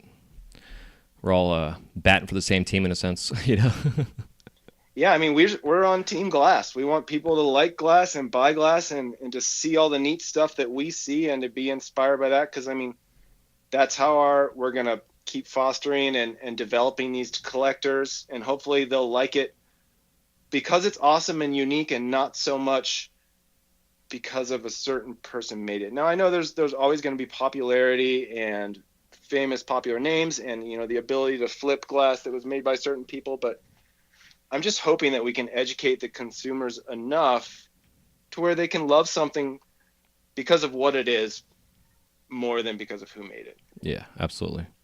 Yeah, I think that. But on the other side, yep. I'll also say that, I'm really trying to up my marketing game too. And I understand that I'm not jealous of those other people. I'm trying to learn from them, and I'm appreciative of what they've shared and how they've kind of blazed the way for a lot of these things. Yeah. And it's us, our generation that grew up in the glass, and as we've all evolved from going from flowers to concentrates back to flowers, from 18 mil to 14 to 10 mil to 12 mil to 10 mil to 14 to 18, it's we're all bouncing all over the fucking place trying to keep up with this shit, and then all of a sudden social media happens, and we're all like, what is this thing? This is fun. and distracting and fun, and there's a shit ton of haters out there, and now you're exposing yourself to all the haters, and it's as and then we learn how to ignore all that shit, and then also learn how to market ourselves and a whole different way of vulnerability that we never even had a concept existed or would ever exist. Totally. I mean, we're vulnerable now to our own collectors and fans, which is the best part. Then we're also vulnerable to, haters and whatever that is, which hopefully someday I'll be famous enough to really get some good haters and they feel that's when you really made it. But we have that, and then we're also very vulnerable right now to the shift in the market and Asian imports. I mean, this is huge. It's happening right now, and it's a huge shift, especially I would say in the dispensary market. I went up to Breckenridge at the beginning of the summer, and part of the reason I decided to really stop making pipes this summer was people really wanted to see my pendants, and they didn't ask even about the pipes. So that was interesting. And these were dispensary workers. And also I went in there and there were Chinese ripoffs of a JD Wormhole rig for $50 retail. Fuck. And there's no way that, there's the fact that it's a ripoff, and that sucks. And then there's the fact that it's $50 retail. I'm like, I don't think I could make that for $25. No, not at all. My cost. Yeah, exactly. So, yeah. So, there's definitely I've seen a shift, and it is changing. The world is changing, and it'll be interesting to see if tariffs and things can affect the imports. I don't know how all this stuff's getting in here. I can make some guesses for sure, but are all these pipes illegal imports if they're actually smokable pieces imported? Yeah, by law. Yeah. So where's the American dream of starting to stomp on this? Because it's going to happen. It's going to kind of crush the pipe making industry. Or it may all shift, but it'd be nice. I was very fortunate in the fact that I could make pipes for a long time and get paid a decent wage as I developed my skills, and I would like to see other glassblowers be able to do the same. Yeah. I think a lot of it has to do with the fact that the legalization of shit isn't federal, so we don't have anybody representing us in the government that we can be like, hey, you guys need to stop these people from importing pipes so I can sell pipes. It's like you say that shit, and they're like, well, so I can spend money in my community as I buy gas and I pay my rent. Exactly. And, it's like, yeah, we're definitely, it's the American way, unfortunately, to do things like this, but it has squashed it has made it more difficult to be an American glass craftsman. Yeah. I would say, or artist. Yeah. And like I had an interview before you, and we were talking about this kind of idea, and what he brought up, Chris Piazza is his name. He goes by Crispy Glass. He's a production artist, and he was talking with his dad, who's a business owner, and he's like, if you're worried about competing with the Chinese people, then you're really the Chinese import stuff. Then in a sense, you're marketing your glass to the wrong people, because the people that are going to buy the Chinese shit, they're going to buy it anyways, whether it's whatever it is, cheap wise. So it's I look at both sides of the coin, and like, yeah, because I've been in Florida dealing with the tourist industry.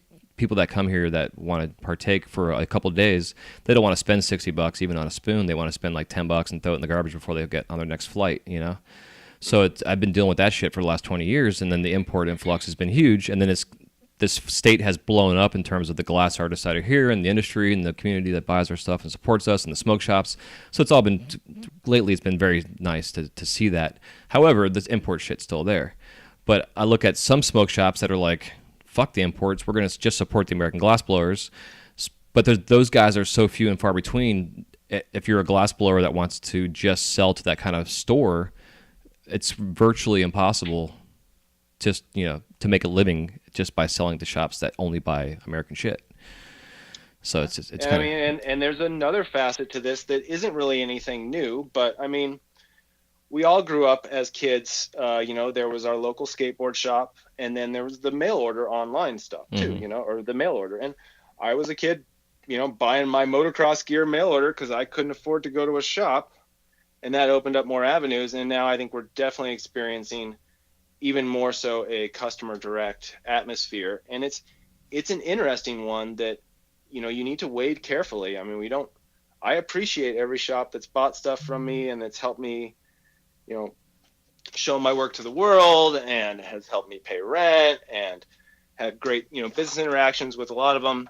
So I want to be really appreciative of that. Yet I also really want to connect with my customers on a one-on-one basis, and I want to create things for my collectors, like groups and stuff. And I want to garner that in a way that I don't feel anyone can do except for the actual artist. You know, like, you go to a restaurant, you're hoping that the owner's there because he's going to make sure everything goes right, because the customer is number one to him and the customer is number one to me when they come to me via Instagram or off my DOS Pedal website or whatever it is.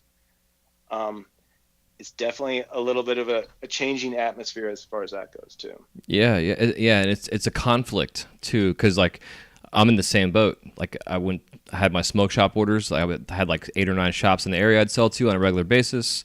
Things went kind of weird with the economy, so then the social media thing started, and the customers started coming to me.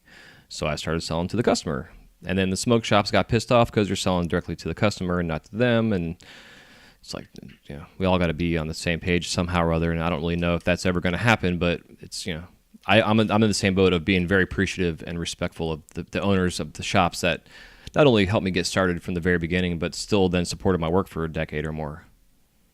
Definitely. And they also helped establish a retail pricing for your work that others judge you on or pay via, you know, based on that retail aspect. So, I mean, we should all definitely be very thankful for a lot of different things that shops have done for us and with us. And it's a change. I mean, it's got to be kind of scary, I think, especially for shops here in Colorado.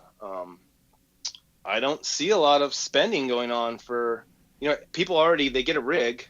And then what more do they really need? Maybe need like a nail or a banger or whatever, or something like that.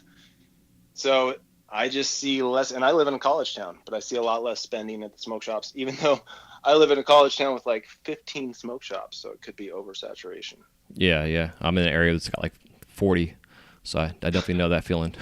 Wow. Yeah, you know, Florida's always had a strong market. I mean, like I said, I brought work down from Berserker before I even started blowing glass, and was able to make money off of his, you know, not double my money, but actually resell glass down there. Obviously because his work was great at the time. But it is interesting to see Florida's market, you know, and they've kind of always had large collectors, I think, that have been there for a long time. So yeah, it's the cannabis community, man, has been so weird here for the last 20 years of being a pipe maker. You know, people bringing in the goods, in a sense, the smokables and shit from out of state or wherever they were getting them from, and then the pipes were the same way. Everything was being imported to the state. And then all of a sudden the glass blowers started popping up, and then all of a sudden the growers started popping up, and, you know, all these ups and downs. And now again, I'm in the same concern for the smoke shops here, like we were saying earlier about with the whole weird thing about the smoke shops that sell pipes here. They might only be able to sell them for quote unquote for tobacco, and if you want to buy a pipe for dispensing your medicine, you have to buy it legally from a distribution dispensary place.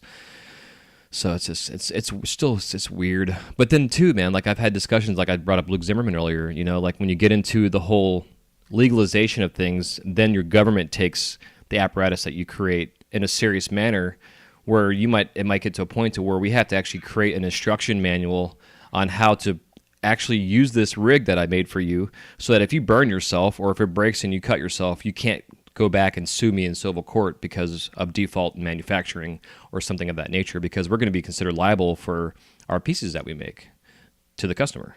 You know, it's just those little weird nuances of little things which is why I bring guys like Luke on the show to discuss, because it's something I never really thought about. And then we're talking about this, and it made me think about the old lady in McDonald's that spilled the hot coffee in her crotch and got like $8 million for a lawsuit, you know, because McDonald's was liable because her dumbass spilled coffee in her lap. Yeah, there's a lot of different things to think about in that space. And as it becomes less of a novelty sale and more of like an intended use, there's definitely a lot to go along with that. And I see that space evolving rapidly, obviously, as it becomes more and more commonplace. I mean, people used to get their glassware from glassblowers, every goblet unique, and now we all just buy pre-made glass in that respect. So Yeah. there's a bunch of different ways it could go. Thankfully, borosilicate can't really be mass manufactured in that same way, but it still definitely can be mass manufactured. That's something I want to bring up earlier too. Something I think that's kind of interesting right now too, with the concentrates and with that evolution with the electronic stuff. How like Puffco comes out with their little new thing that's an adapter for glass. So they're kind of collaborating with our industry in a sense to give a collector a base product that they can use in a healthy manner, and then they can still collect glass that's manufactured for that device. Yeah, that was neat to see. I made herb vapes and other different inventions. So it was really neat to see that one. And I was thankful that they made something that other glass blowers, and they, facilitated and really encouraged other glass blowers to make different attachments for it. So that is neat. It's cool. It's cool to see where it's going. And it's on a consumer level. We need to get people so they don't have butane torches and aren't heating up dangerous things. Like, you don't really want to be like using a butane torch in your living room all the time. And I've seen some burns that people get. We all know about burns being glass blowers, but seeing the burns people get from their bangers and torches is just kind of sad. Yeah, it's stupid. They're not professionals like we are. I've seen some fucked up scars, man, like on some chicks that have like a perfect nail scar, and it'll be there forever on their leg, or something like that. Yeah. Oh my gosh. Jesus, dude. No bueno. Yeah, not at all. It's so funny, dude. So, man, before we get into the quickfire round, is there anything topical-wise that you're into right now that you want to share? Well, let's see. I'll share some of my other passions. So, like I was saying, I was a snowboard racer and competitor as a kid. And so now I've kind of kept with that. I'm a very active mountain biker and backcountry snowboarder and hiker. And recently kind of developed, I've really been into, as I garden and things, I've just been into nutrition and trying to dial that in. And so I recently got certified as a primal health coach. So that's kind of fun. Fucking A, dude. Hell yeah. Just because I really wanted to nail it down. I'm really into like different food and how it affects me. I've always played around with it. Was it, living near gardens and then going to health food stores as a kid just because I liked alternative chocolate and really the canned like licorice and stuff as a kid. And then when I was a glassblower up in Canada, I got really into yoga because a fellow collector and guy who was near one of the glass shops I sold to had a yoga studio, and then got to take a bunch of raw food cooking classes and just kind of jumped around with that and really enjoyed learning. Primal health coaching has been really an interesting avenue, learning more about fueling my body with fats and reducing my insulin sensitivity. So really not doing sugar in the morning or sugar as much as I used to, which has really felt great. Yeah, it's amazing, right? Yeah, it's so crazy. Like we eat more sugar in one day than we used to eat in a year 200 years ago.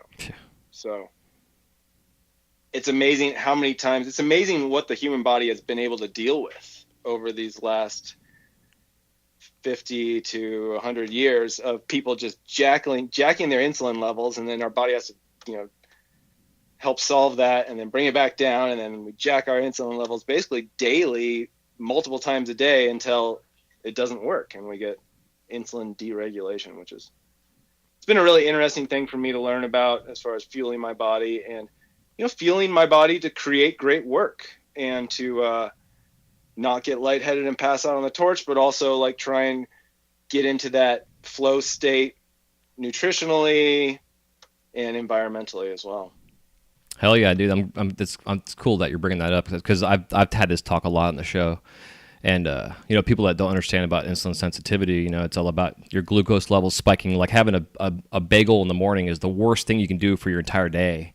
You got to add a glass of orange juice to that and then a fruit smoothie. Yeah, right. Like, I did a smoothie. Everybody does the smoothie. Exactly.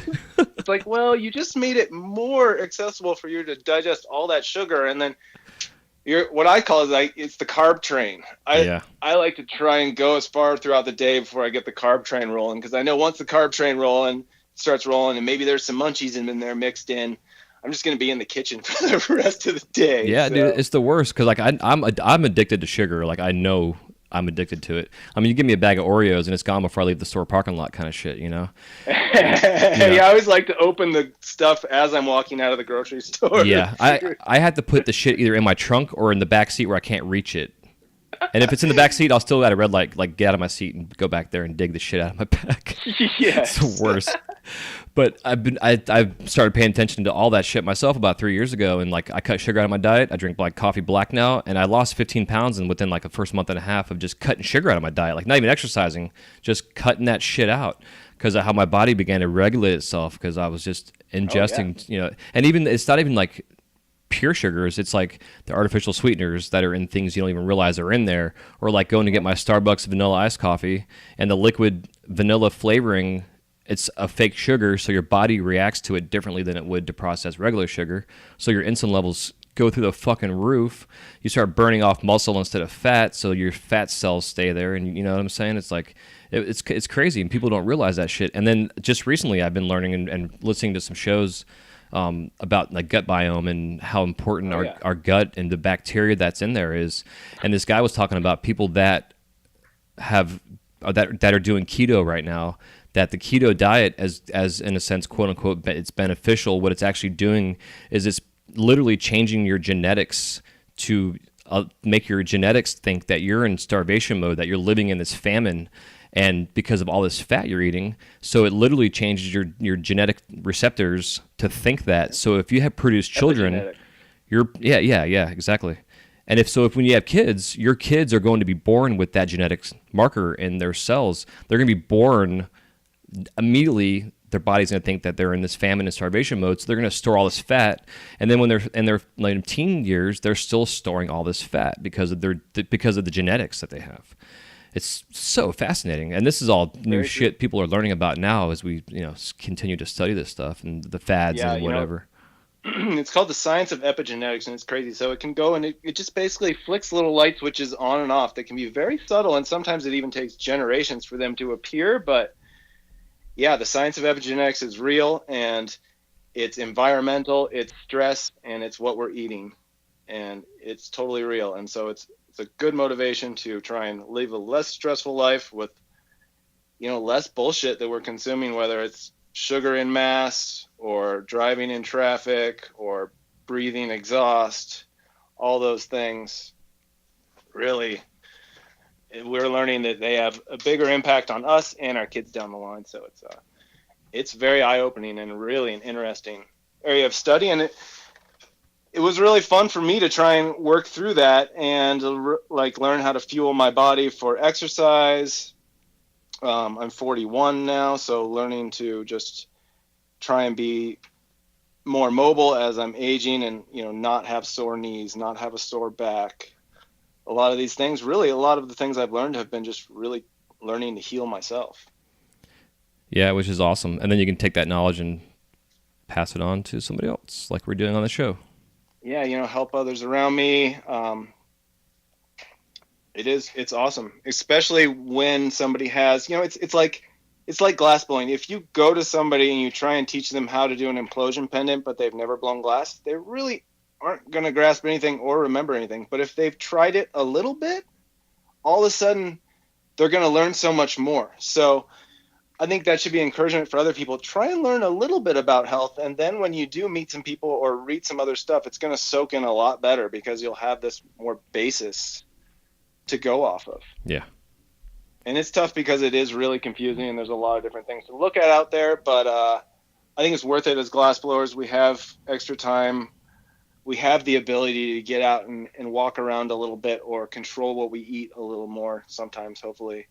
And it makes a big difference in how we're going to feel in the future, our aches and pains, the quality of the work that we put out, and even, our own relationship, whether, if we're dealing with a stress state because we've already gone through the insulin dump and then the stress hormone that comes after you eat sugar, we're not going to really be our best to other people, whether they're our customers or our shop mates or our family. So Yeah. all that makes a big difference, I think. Yeah, it's huge. Because like when I started my journey, I started doing jump rope fitness, and it changed everything. Like it changed my physique, my mental state. I mean, you name it, my physiology. I mean, everything. It was fucking incredible. And I went through a divorce last year and a half ago, and still being able to maintain that was probably one of the main reasons I was able to get past the heartbreak of that whole thing, you know, on a mental sense of things. And I don't know, man. It's so amazing. Like if you can just stop and do a little research, it all, you know. There's so much bad information out there, but to find the right information, it's I guess is key, you know. Yeah, you know, and the food is one thing, and like you were saying with the jump rope, the exercise is definitely another facet for me. When I don't exercise, I'm not the person I want to be all the time. So I need to wring it out. I need to get tired. I feel like, you know, we're all our own little warriors. I mean, we've survived. The reason we're here is because we're a successful warrior somewhere down the line.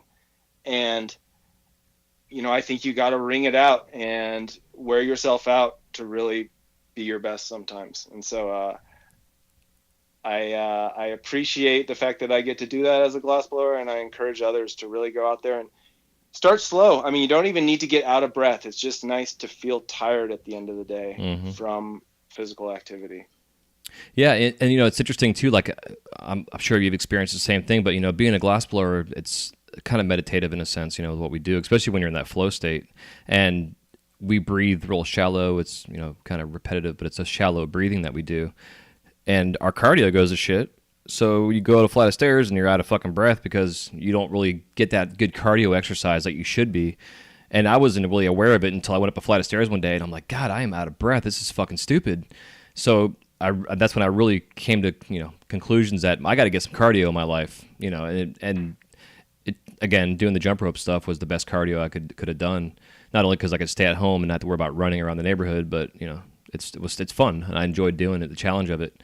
And I don't know. You could even do that in the air conditioned atmosphere too in Florida. Yeah, kind of nice. Yeah, exactly. Yeah, absolutely. Yeah, as long as you have high ceilings, you know, it's Right. it's ideal. Like my old bedroom I used to have, when I moved out of my ex's and moved in with a friend of mine, he had just low ceilings, popcorn ceilings too, which was always fun when I would be getting snowed on every once in a while, smacking the ceiling, you know, some shit. Don't worry, it's just asbestos. Yeah, exactly right. I'm getting healthy and breathing that shit in. Yeah. I can feel my lungs getting healthier. It's so funny. But yeah, I'm glad we're talking about this. And you know, down the road, man, I would love to like bring you on the show just to have this conversation. You know, like I would appreciate that. That'd be really fun. It's and we could do it in respect to artists and craftspeople too, or just glassblowers too, talking about different stretches and different ways to please try and keep your back healthy. Other ways, you know, setting up an ergonomic bench. I may not have the cleanest bench, but mine is ergonomic, and I really appreciate that. And then also, you know, just trying to ways to clean up safer. Yeah. Well. Yeah, dude, I'm all absolutely, especially because it would help promote what you're doing. I mean, you know, you put all this time and energy and financial whatever into getting your certifications and stuff you're doing. So Yeah. I would love to bring you back on and talk about it, because it's definitely, to me, it's the number one key that we all have to pay attention to. I mean, the business stuff is all important, but all that shit goes away if you don't take care of yourself on a physical side, because the physical leads to the mental, leads to the emotional, then leads to focus and getting things done in a productive manner. It's all just snowballs, and it's incredible. I mean, you know, like you're saying, nothing better than getting up and getting a good fucking workout in first thing in the day, and then you're just jazzed up for the rest of the day. Maybe you need a nap First before, thing in the day, afterwards. You know, I've done it both ways. When it's mountain biking, I find I'll go out and I'll be so tired I can't actually blow glass afterwards. So Yeah. in that respect, I'll go out and I'll work all day till 5, and I'll have that motivation that I need to finish this stuff and get done by 5, because I get to go ride before it gets dark, and I'm going to come back and I'm just going to be a puddle on the couch, because that's how hard I like to ride my mountain bike. But yeah, there's definitely, you know, there's multiple different ways to do it. You can even do the lunch one, or you can do the yoga was a huge one for me, just learning that I don't need to go outside or do that. I can literally practice this stuff in a small room and feel that awesome exhilaration afterwards, and really feel like I've done something and build core. So Yeah, that's the one thing I Many keep saying different to ways do myself it. that I have not done yet is the yoga thing. I got to get into it. It just for the stretching aspect of it, but then the strength part of it too that you get. Stretching, strength, balance, and breathing too. Those are Yeah. two very big ones. And then, surprisingly enough, all of yoga is really just preparation for meditation. Mm-hmm. So yoga is basically wearing yourself out to the point where you can get into a meditative state after the yoga. Not necessarily something I'm really good at, but interesting nonetheless. Have you tried the Headspace app yet? I've not. Oh, dude, Sure. it's incredible. Yeah, Headspace. It's like you get 10 sessions for free, and you can listen to the same 10 over and over. But it literally trains your brain how to meditate. It's fantastic. Yeah, and Awesome. and the guy that narrates the talk over whatever has a slight British accent or English accent of some sort. So it's relaxing. So he sounds so smart. He sounds highly intelligent. Yes. So you get smart and you relax at the same time.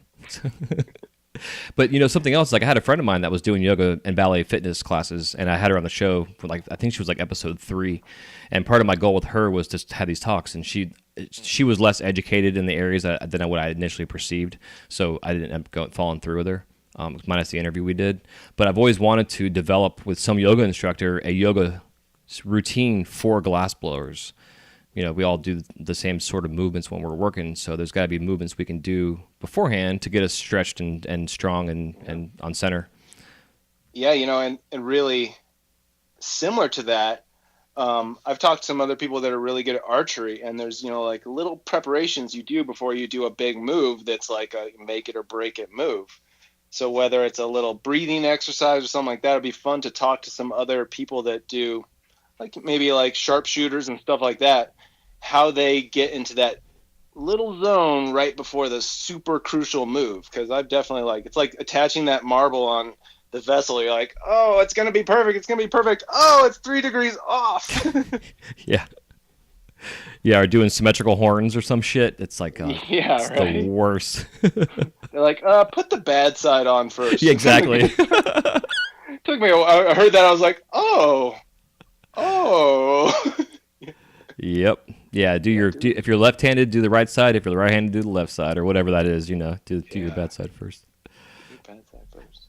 Fuck yeah, dude. Well, it's good to know that you're into that stuff because it's as glass artists, we have this ability to design our life and all these dreams and aspirations you've always had. There's no reason you can't fulfill that shit as a glass blower if you just pay attention, do the right thing in terms of keeping your finances in check. If you can do that kind of stuff, and then get the fuck out of the studio. Yeah, we have the ability to diversify, to work part-time if we want, all these different awesome options if we take advantage of them. And, all of us have gone through this learning process with glass, and then at some point it doesn't stop, but it levels out a little bit, and then it's fun to do something different. Like when I designed the pedal, I literally could feel my brain expanding every day, and I was like, whoa, I have not used my... Yeah, this is very interesting, and it was addictive. So it's fun to get out on some of those, and it's fun to almost use them as a treat too. You're like, well, if I work till 5, I get to go do my thing, and it can be a nice motivation in that respect as well. Yeah, I have many of those myself too. I do the same thing. I do intermittent fasting, so I don't usually eat my first meal until about 4:30. So that's usually dinner time, and I'm like, all right, I'm starting to get hungry, or my energy, I always just feel myself out. I'm pretty in tune with my physical aspect of my energy levels and that kind of stuff. And I know if something isn't quite going right, my focus isn't quite there, it's time to refuel. But again, it's usually I get up, I have a cup of coffee, maybe 2 cups of coffee on the way to work, and then I'm in my zone until about 4:30. And then I have a 4 or 5 hour window where I feast, and then I'm trying to break the habit of eating when I get home. Because I get home at 11, I'm struggling 11:15. with that as well too. I do the intermittent fasting, but it's really I stop eating when I go to bed, and then I wake up and don't eat till about noon. Yeah. Yeah, I don't know if I'd really call it intermittent fasting, but Right. The munchies are tough, man. Dude, right? But listen to that guy that I was talking about earlier. So the show, it's called Impact Theory, and this guy Tom Bilyeu does, and it's a 5-day week, 6-day week show, and every day is a different theme in a sense. And Saturdays he's been doing this health talk. It's a health theory, he calls it, and he's been bringing on these people who study and focus gut biome and like those kind of specific things and areas. And this guy last week he was talking about was just he's basically saying like, you got to it was basically his 3 S's for life was sleep, sex, and what was the third one, honey? Oh yeah, sun. Sleep, sex, and sun. If you can get those 3 things in your life. Yeah, exactly. So, but his big thing he was saying is like you have got to not eat 3 hours before you go to sleep, and you can actually test and study and follow your heart rhythms and stuff when you're sleeping, because when you're sleeping you should have a really low resting heart rate, like say 60 to 80 beats a minute, maybe around there. Maybe even lower if you can get there. But if you eat before you go to bed, your stomach has to digest all that to start the process of digesting your food, which means your heart's active and working, which means your brain, in a sense, can go to sleep, but your heart is still super active and pumping. So your heart doesn't actually get a chance to slow down and go into that resting state to help itself heal, type of thing. And I've talked to different medical doctors and people that have friends who are nurses, and they're like, oh yeah, you can eat before you go to bed. Like my one friend was just like, sleep on your right side of your body because on your stomach empties into the right side of your body, so when you're sleeping it can digest easier, kind of thing. That's a heartburn trick, I think, which is interesting that when you do change the way you eat, you don't really get the heartburn as much. But yeah, that is very true. And add to that cannabis consumption too close to bedtime, and it really kills REM sleep, and then you heat up at night if you eat a lot before bed, and so you get what's like night sweats basically. So definitely a way to quell that is to eat less protein towards the end of the day, and also just less actual food before bed. Especially if you live in like a hot climate. I can imagine like in the middle of summer in Florida, adjusting what you eat before going to bed could make for a much better night's sleep, and then you're going to wake up more rested, and it's going to be a whole cycle that's going to trip off in that respect. Yeah, dude, and the cannabis thing too, like you're saying, like I've had the whole ADD thing my entire life, and the cannabis affects it and negatively in a sense, especially if I come home and I'm all jazzed up and I'm like, I'm going to take a bunch of bong tokes and make myself pass out and go to sleep. Well, I sleep like shit when I do that. It doesn't work. So everybody was in that mindset of take a quick bong rip, eat a bowl of macaroni and cheese, and go to bed. It's like the worst thing you can do for yourself. My secret used to be some crunches or sit-ups if I was laying there in bed and couldn't go to bed, because it would pull the blood from my head down into my abdomen, and then it was a little easier to go to bed that way. But I have definitely used the other trick as well. Yeah. Awesome. Well, we can go on for days, I'm sure, talking about this. We'll save all this conversation for a complete episode or 4 episodes or however we end up working this down the road. Cool. So, yeah, man. So in the meantime, let's take a quick break, thank our sponsors, and we'll come back and it'll be time for us to crash a kiln. All right.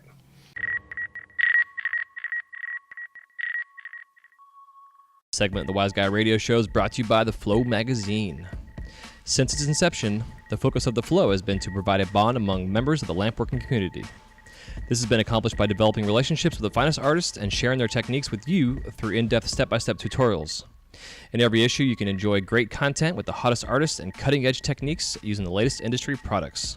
These features, along with the continuation of our Women in Glass edition, Glasscraft Emerging Artist Awards, inspiring gallery showcases, dynamic general interest articles, as well as health and safety information, make the Flow the leading international lampworking journal. And if you have not yet subscribed to the Flow, you can use the coupon code WISEGUY at checkout, and you can receive 10% off your annual subscription. So just go to theflowmagazine.com. That is theflowmagazine.com.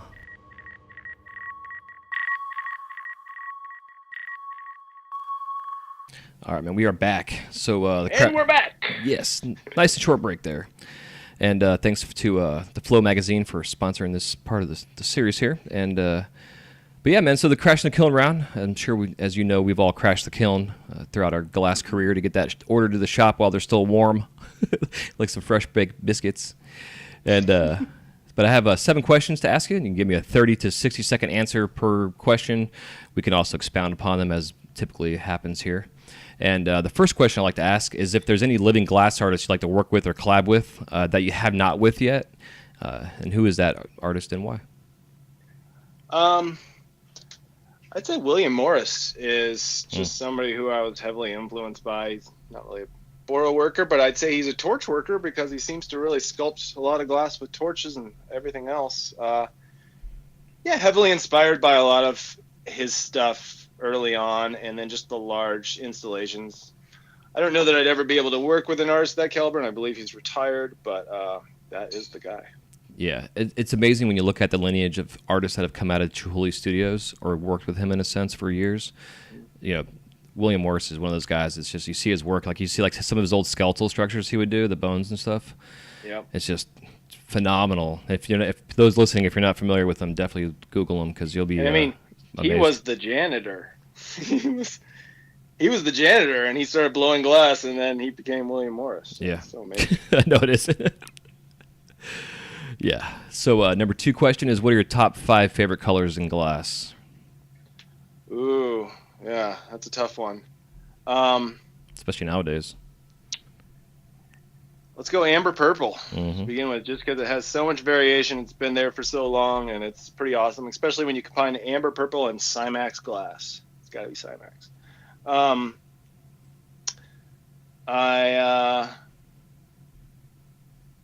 I like those mystery adventurine colors. I love OG moss. That was like an OG color that I loved.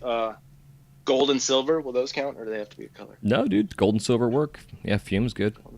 Yeah, fume's fun. And then, I'd say for the pop, any of these cadmium yellows and oranges and reds, because when you put them next to black, I think they give a pop that we really didn't have in glass before that, as far as something that stands out so bright. How do you feel about the reworked CADs? They're watered down, so they don't really work in stringer applications like I like to use them. But Agreed. if you coil pot them up, yeah. So I've been using the North Star. It seems to be more dense.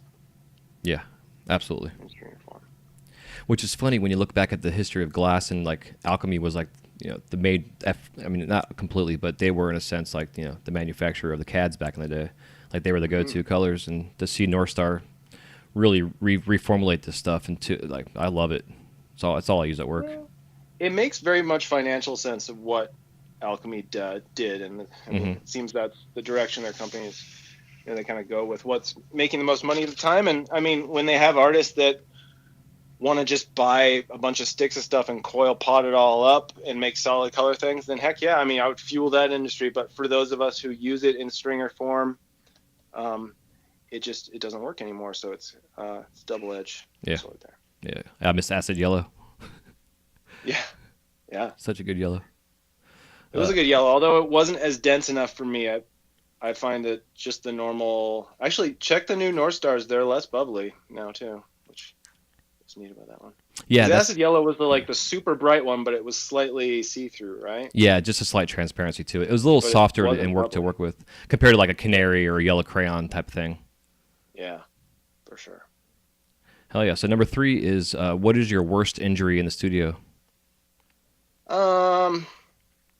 I was thinking about that. I think it's just, having some like cobalt rod snap off and slice your finger pretty good, or some burns.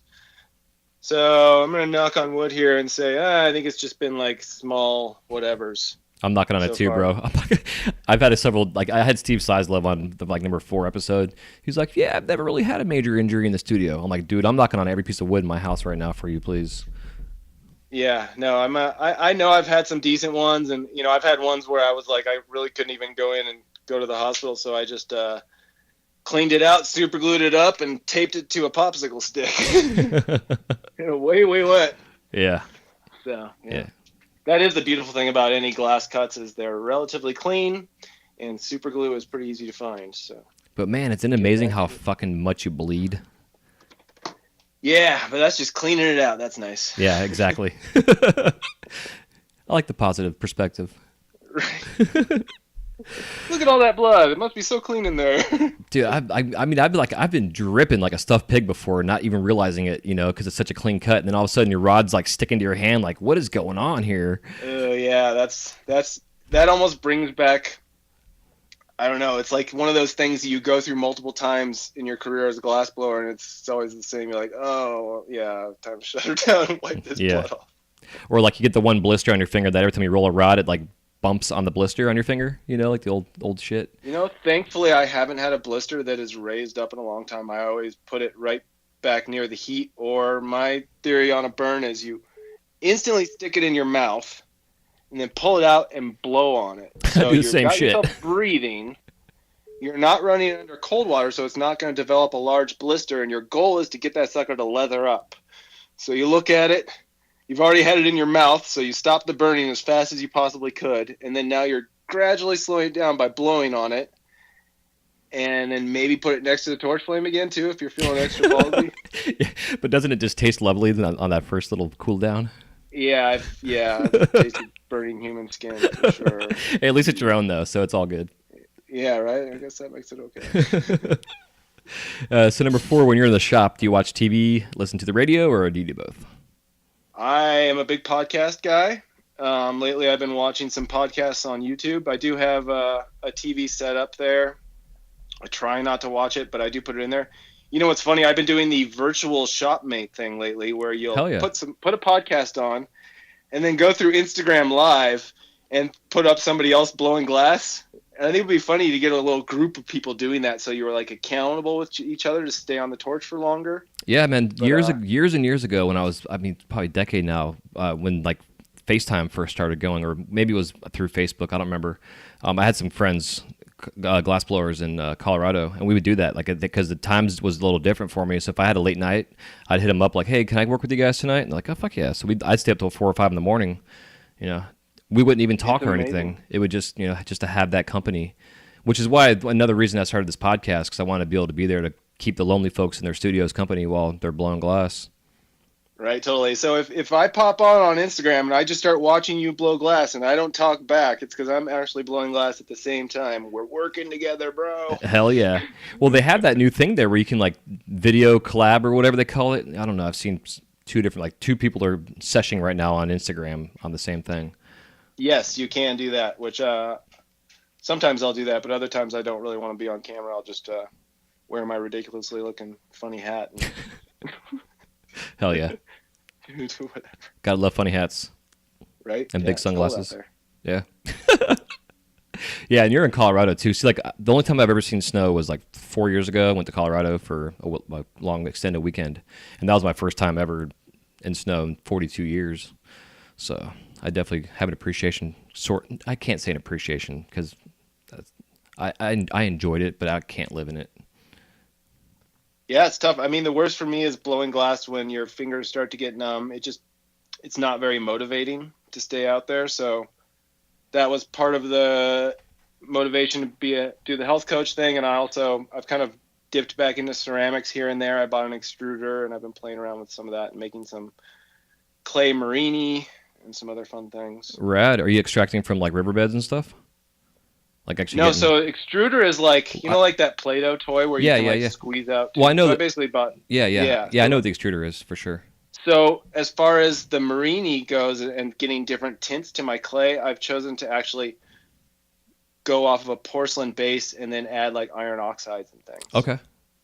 So that way I have the same COE, so nothing cracks or whatever, but I can bring different tonal variations. Yeah. In there. And have you ever seen it? It's called like Nirakomi is the Japanese version. I'm sure. It is a trip, man. They make big marini, like I don't know. It's neat and it's fun to slice it. You do it all while it's really quite wet. It's called Neokomi. Yeah, probably butchering the pronunciation, but Nirakomi or something like that. But it's a fun one, and so I've been just playing a little bit with that, trying to find things to do when it's super cold out. Yeah, my buddy Chris had on earlier. He bought an infrared heater for he's up in Illinois, Chicago, and it's called Mr. Heaters, and it attaches to a propane tank. So instead of having air heat getting sucked out of your studio space, it's just an infrared, like a microwave, I guess. I don't really know, but he said it was a game changer. Those are cool. I've used like the other kind of propane heaters. Do they create carbon monoxide that you're going to have to, I mean, obviously you're venting your shop, but extra carbon monoxide has never really been my exciting. Right? I don't really know. That's why I thought this was intriguing, because it's an infrared thing, so there's really no exhaust or air blowing or anything. And I've always worried about some of those because I've seen the plug-in electric infrared ones, and I'm like, if there was ever a slight gas leak in the shop, would that ignite it? I mean, hopefully not, but yeah, or like, are you cooking your insides, Yeah. not realizing it, kind of thing, like a rotisserie chicken or something? yeah. So I've done everything from I do the Carhartt overalls are quite nice and comfortable, and then a heated foot mat was one of my key things. Yeah, that's when what I it gets hear really everybody cold. saying. Yeah, as a game changer, because I know here, like, it doesn't get that cold, but we had a winter where, like, I think they said our average cold that year was colder than Kentucky, and it was like in the 30s for like 2 months. It was kind of crazy. So, like, go in the studio, you turn a kiln on, and it's like, it says 28 degrees in the studio. I should be in bed at home, kind of thing. But I was really, really warm except for my feet. So that. Yeah, it's not too bad. And then once it gets a little colder than that, you're like the ends of your hands start getting cold because they're not in the flame. But those are the days you make large marbles and preps. So Yeah. Hell yeah. Yeah. So podcasts, like, which any specific podcasts? I'm definitely a big Joe Rogan podcast fan. I listen to a lot of different health ones, and then I'm also because I've grown up as I grew up riding motorcycles and mountain bikes, so I'm kind of a big motocross, supercross fan. So I listen to the Pulp MX show, some of those other ones too. Hell yeah. Interesting. Yeah, so I like motorcycles, yet I don't ride them. It's so weird, but That is. It's probably a good thing. yeah. though. Well, I grew up riding them, and I got in trouble for like trespassing on people's land and stuff. And I was like, oh, mountain bikes are so great, and they're so quiet. You can go wherever you want. So as you see me riding through your front lawn and down your steps, you will not even be upset. No exhaust fumes. Yeah, no loud braps, so it's all good. Let's see other ones. Listen to like the Primal Health Coach podcast, and then Rhonda Patrick has a really interesting one. She's been on Joe Rogan a few times. Yeah, that's probably about it. Hell yeah. Yeah, check out the Impact Theory.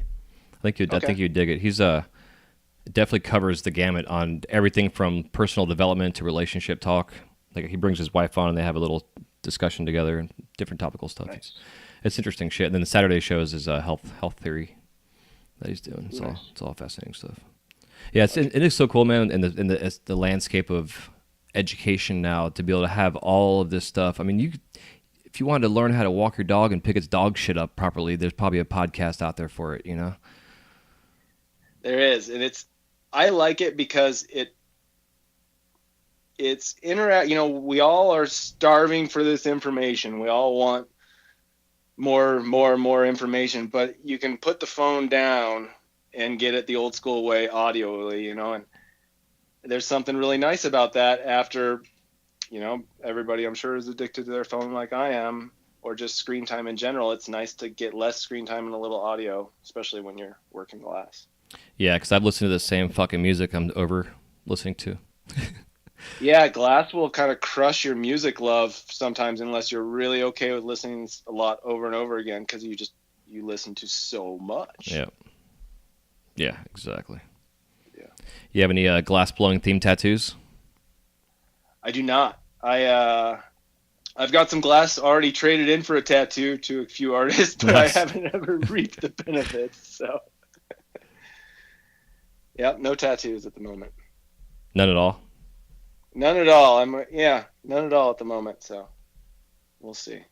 Hell yeah. Any tattoo artists out there? I'm still down to start building up more trades for. Yeah, that's the thing. I would just really be stoked on like trading with other artists. Their art for my art. I love it. I'd be more into. I love bartering. Massages, tattoos, you name it, art. Me too. I mean, if you can get money out of it, more, it's always turned out better. It's always been a good experience for me. So Yeah. very fortunate to have that currency and be able to make it. Yeah, exactly. If you could describe the sound of glass cracking, whether like an actual sound it makes or even like a physiological sensation that it does to you when glass cracks, in one word, what would it be? It's definitely a tink. It enters through the ears, and stops at the heart. It's like, it like shakes your whole body. You're like, oh, what was that? No. That's a great way to describe it. Yeah, it's the worst, especially with all these bridging and things going on nowadays when you really don't know where the crack's coming from.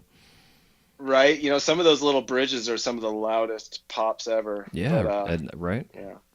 I mean, we grew up in the Chinese black generation, so we all know how bad that could be. You know, not only that, but North Star and Glass Alchemy were really testing colors on us at a retail price for quite a while there. That's a great way to especially put all it. the greens. Like, we went through Oh, a series of God. greens that they were like, oh, those check and that checks and that checks. And so it wasn't even a crack sometimes. It was the check that you had to deal with later. Yeah, I'll never forget the very first time I was shown how to do a wrap and rake, and it was with the original jade green, like back in the day when there was like one green. And so I did my first wrap and rake, and I'm like, damn, this is pretty cool. And I pulled out the kiln the next day, and that green literally raised itself off the surface where it cracked along the edging frame of the color all the way down, where you could like rub your hand down it and really just feel that sharp edge of and a spiral going down the pipe. It was a cool scientific thing to learn, but damn, was that shit frustrating. Yeah, it's tough. I really feel that the color companies could have approached that a little differently with a little more testing. I feel like they do that now. Yeah, there's definitely more Thankfully, testing. They do that now. With more testing. Yeah, a little heads up would be nice. So, Hey, this maybe doesn't go well with clear. yeah, or anything, even Or itself. anything other than itself. Yeah. Jesus. And then the green would just like get all grayed out, and it was just garbage. Yeah, that was tough. And then obviously, then we were like, ooh, Chinese colors coming. It's a fraction of the cost. And, you know, I'm thankful for Cobalt Tube. It definitely taught me some things, but the others, I wish I hadn't really. Yeah. done I've used that. the shit out of Chinese white. I make Olaf for us at Disney, a little character, and he's a solid white. He's like 16 or 19 mil rod. Oh, wow. And so I've really learned that color, like inside and out, how to work it properly, how to mix it so it doesn't crack, the whole 9 yards. But it's being discontinued. And the last batch that the factory in China had, we bought, so nobody in the country could buy this anymore because I'm making Olaf at Disney. So, which was kind of a funny thing when it came down to be. And I only learned this from talking to some cats over at Troutman at his glass place. And so the factory went back up. I guess they had a burn or something like that. Like they had 3 factories. One of the factories burnt down. So then they did a rebuild or some shit, and they made it again. And now it's being discontinued. So now you have like the striking Chinese white, which is the weirdest shit I've ever seen, and then the jade, which is sketchy. Yeah.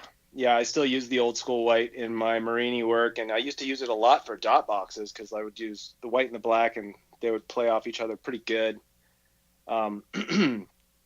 But interesting. So does the creamier, the striking white work for your Olafs, or you have to just do the old school white? Yeah, I'm just using the old school right now, and I got a couple samples of the stuff in from Mountain Glass of the striking white. They're like, hey, just check this stuff out. It reminded me a lot of like steel wool, like just the way the texture of it is. It's just weird. Yeah, it is. Like the Chinese white already had a texture to it, but this stuff is like kind of pitted feeling. I don't know. It doesn't make any sense though how it strikes white. I don't know. I want to learn like why it does that. It's definitely interesting. That the original Chinese white, I believe, is just titanium dioxide or titanium oxide in there, in huge quantities. Yeah. And I actually had I was at like a Champs or an Age or something. I had some old guy come up to me, and he was talking about how he helped get some of the white developed. He said you could use those white rods as a knife sharpener. Now, don't hold me to it. I haven't actually tried. But that was what he said. He's like, oh, these rough white rods. He's like, you can use them as a knife sharpener, which still kind of trying to figure out how that would work. But yeah, I mean, I could it see is a that, weird color. but dude, it totally is. Like if you do a cross cut, like the 19 that I use, you can see where it's been when the extruding process, like it's been dipped and dipped and dipped and dipped and dipped, and there's like this tree kind of. I feel like it restrikes, and that's actually kind of more of a second batch because I had some of the very original first batch, and I felt like if you looked at a cross section, it was more solid. It was all smooth, right? Exactly. And then as they came through, then there was those rods that were slightly lumpy. I use a lot of Chinese white myself. There were rods that were slightly lumpy, and then I use it still for my stringer work for the mountains on my road trips. Oh, okay. So and it works in deep encasement for me, and I've never had a problem with it as long as I pull it and pull it or use it in the flame a little bit before I put it in a finished piece. It has to be Pull it into a mixed. It's stringer. it's one of those colors that like you almost have to like heat it and spin it and twist it and mix it while you're doing what you're doing with it, so you can get a nice even pull. Interesting. Yeah, That probably works. Yeah, for you sculpting it on the surface, that's got to be even more difficult. What torch do you use when you're at Disney? It depends on location, but we have a. Because I don't own a GTT, so there's the Mirage and there's the Phantom. Whichever one is the bigger of the two is what we have there. Mirage. Okay. Nice. Yeah, so that's what we're using. Dude, it's been a complete learning curve learning this torch. Like, I've been blowing glass from day one type thing. Like, and I've been working on a new character. He's my biggest character in clear, and I've never had to deal with DeWitt ever. And this is the first time that I've had to deal with it because I'm like overheating the glass. Because the GTT's like you go from solid to soup, and I've been running a Carlisle for almost 20 years, which is that nice gradual heat. It's so much more controllable. And then I jump on this GTT, and it's like holy fuck. And I was learning this new character and learning a torch at the same time, which wasn't working. So I have a Bethlehem Shark there, so I just pulled that out and just started using that. It's a softer, slower torch, but it made me slow down and understand what I was doing. So the DeWitt went away. So now I'm back on the GTT. I understand the torch better. Like the back of my hand, we have a foot pedal for it, the whole 9 yards, which I don't have a foot pedal at home, dude. I can't tell you how many times I stepped down for my foot pedal and it's not there. Right? You look for it. That's what made me have to build mine. 'Cause I went So from annoying. Mirage to the GTT, and I was like, I really like being able to adjust the flame because I sped up my working process that way to be able to get something hot and then go and pinpoint it.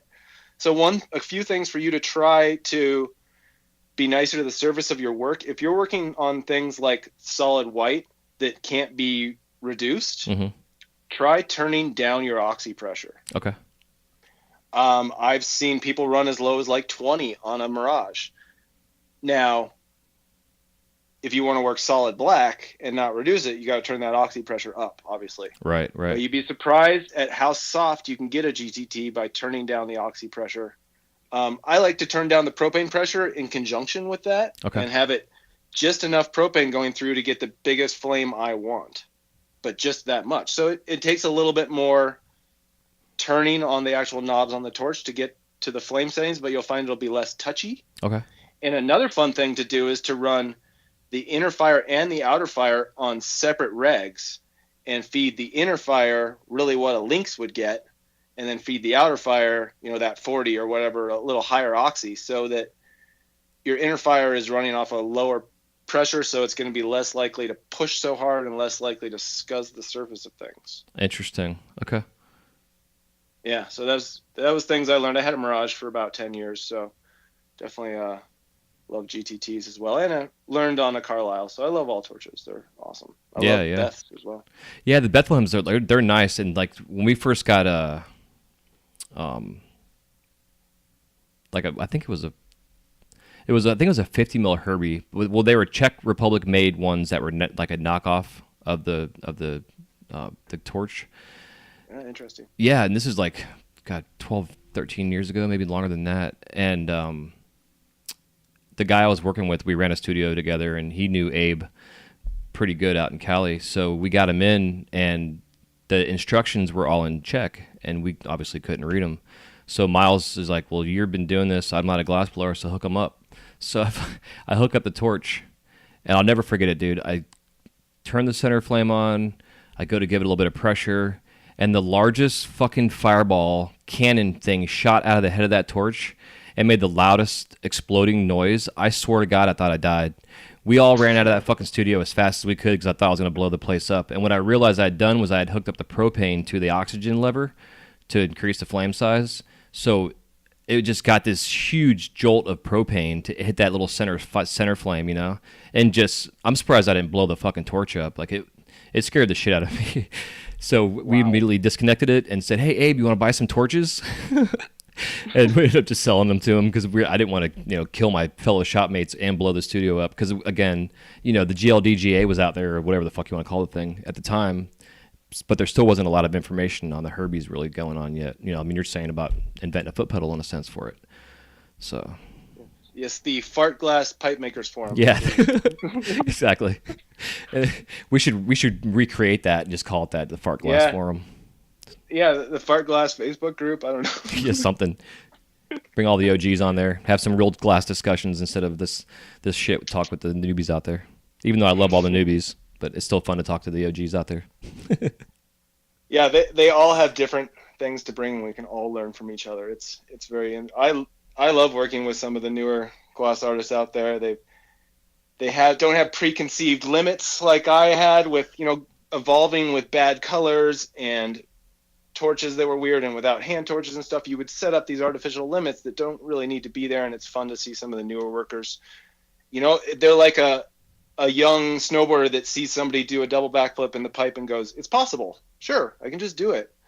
And so as these newer glassblowers see all this awesome stuff out there, they know it's possible. And so all it takes is hard work and some knowledge and the right equipment. They can get there. Yeah, exactly. It's just completely off topic, but it's not at the same time. It's like the guy that ran the first 4-minute mile, And doctors were like, if a human being runs a minute or 4-minute mile, their heart will explode. It's impossible. And then this guy does it. And then they said within 3 months or some shit like that, 6 other people broke the record. So it's funny how that works. And again, I agree. It's like I love having the young pup in the studio, keeping my old ass in check, fire me up and show me some new shit. Like my brother, dude, he grew up in this game with us with all this new color. Then as the color came out, he'd buy it and learn about it and hoard it at the same time. God bless him.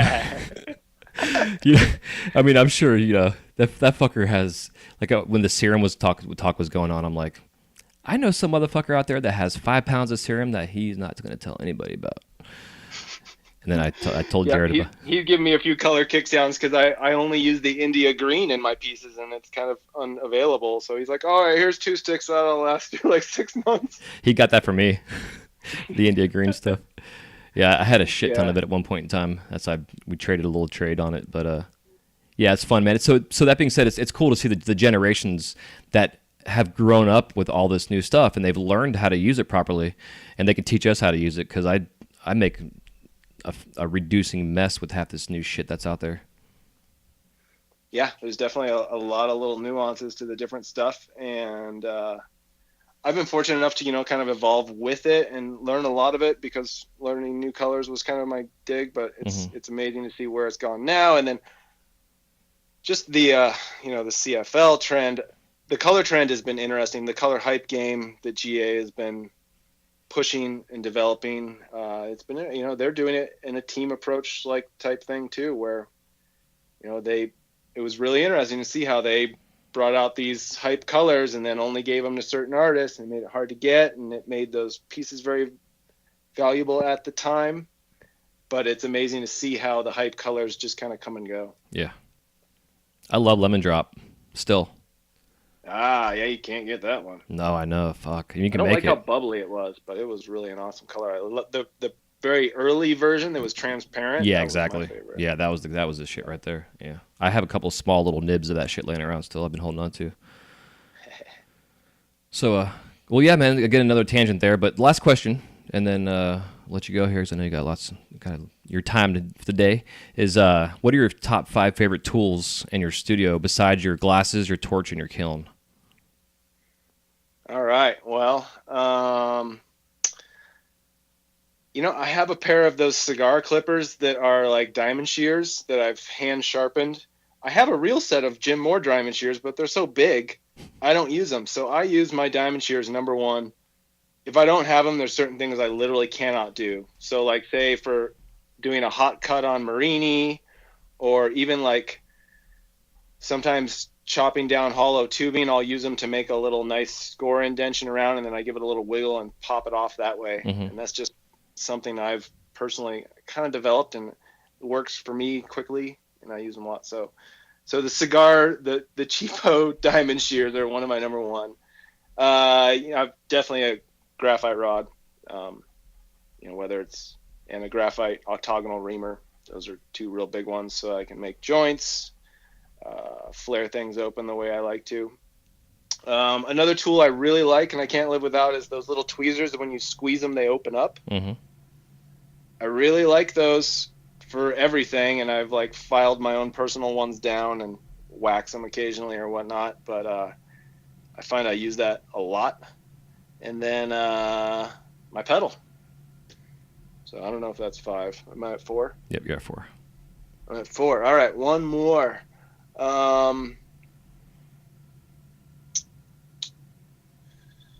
Let's see.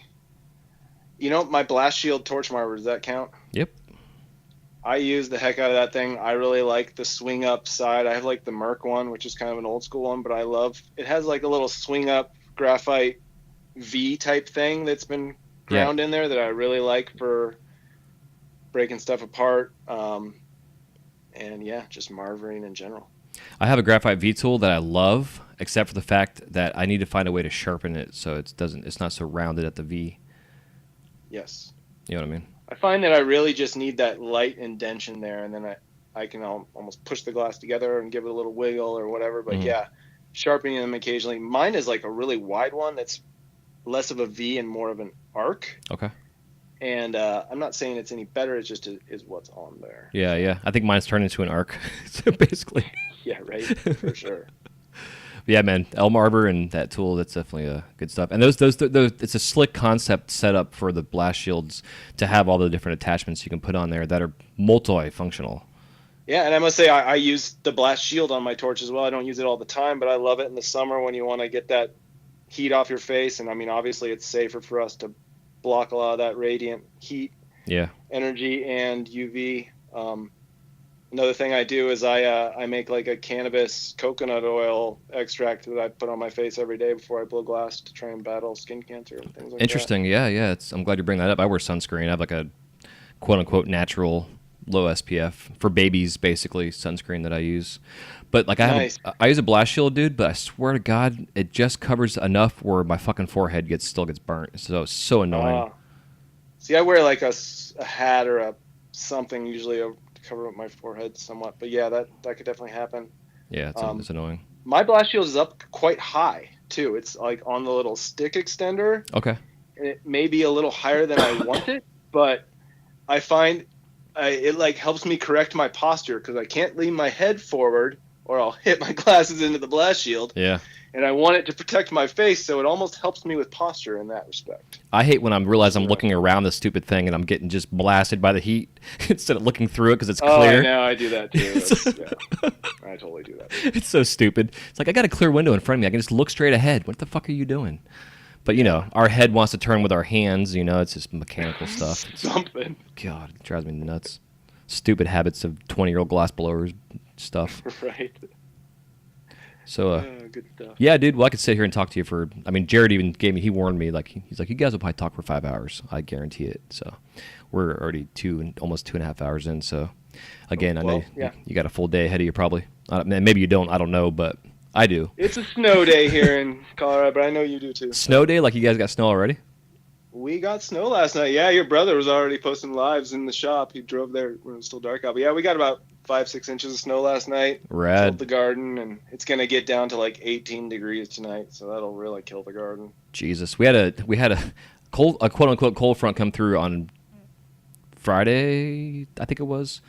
Woke up yesterday morning. It was beautiful outside. It was still about 85 by midday. Got up today. Same thing. It's gorgeous out. I opened my entire house up. Did my first interview, and then that was over, and I was sweating my nuts off. Fucking humidity's already back. It's like 90 degrees outside.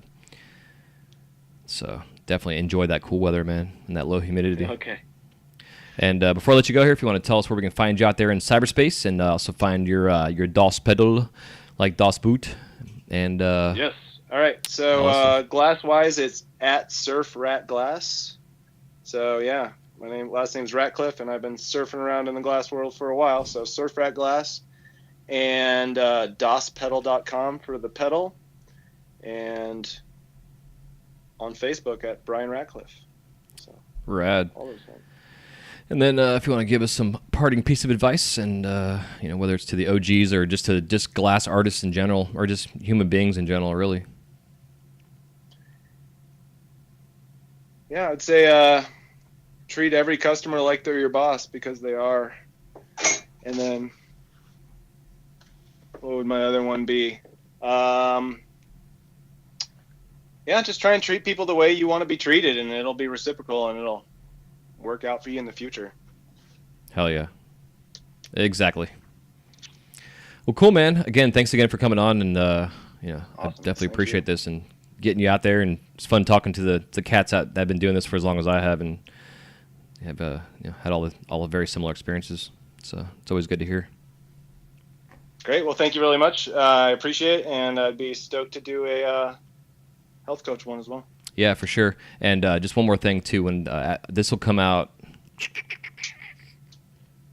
a week from tomorrow, so not this Monday, but the following Monday, this will be aired. And I'll send you like a link to the show. I'll send you. I make a little graphic so you can throw it up on your Instagram or whatever. And the website, you'll have your own page too on my website that'll be dedicated just to your story and stuff. And then if you haven't yet sent me a bio and like 5 pictures of your work, and then like an action shot would be cool too. So I can throw that up on the Yeah. website for you. I'll get that done. And then all your Awesome. any kind of links you want me to have, like I'll already have written down what you just talked about too, plus off your Instagram. But anything else you want to bring up, you know, in the bio wise, go ahead and throw it in there, and I'll include it on your page for you. All right. That sounds great. Hell yeah. All right, man. Well, I hope you all enjoyed this episode with Mr. Bryan Ratcliffe, and you can again find him on Instagram at SurferAtGlass. I'll have all the links for his episode here in the show notes and all the information you guys need. And until next time, we'll see you guys on the Wise Guy Radio Show. Have a great night. Peace.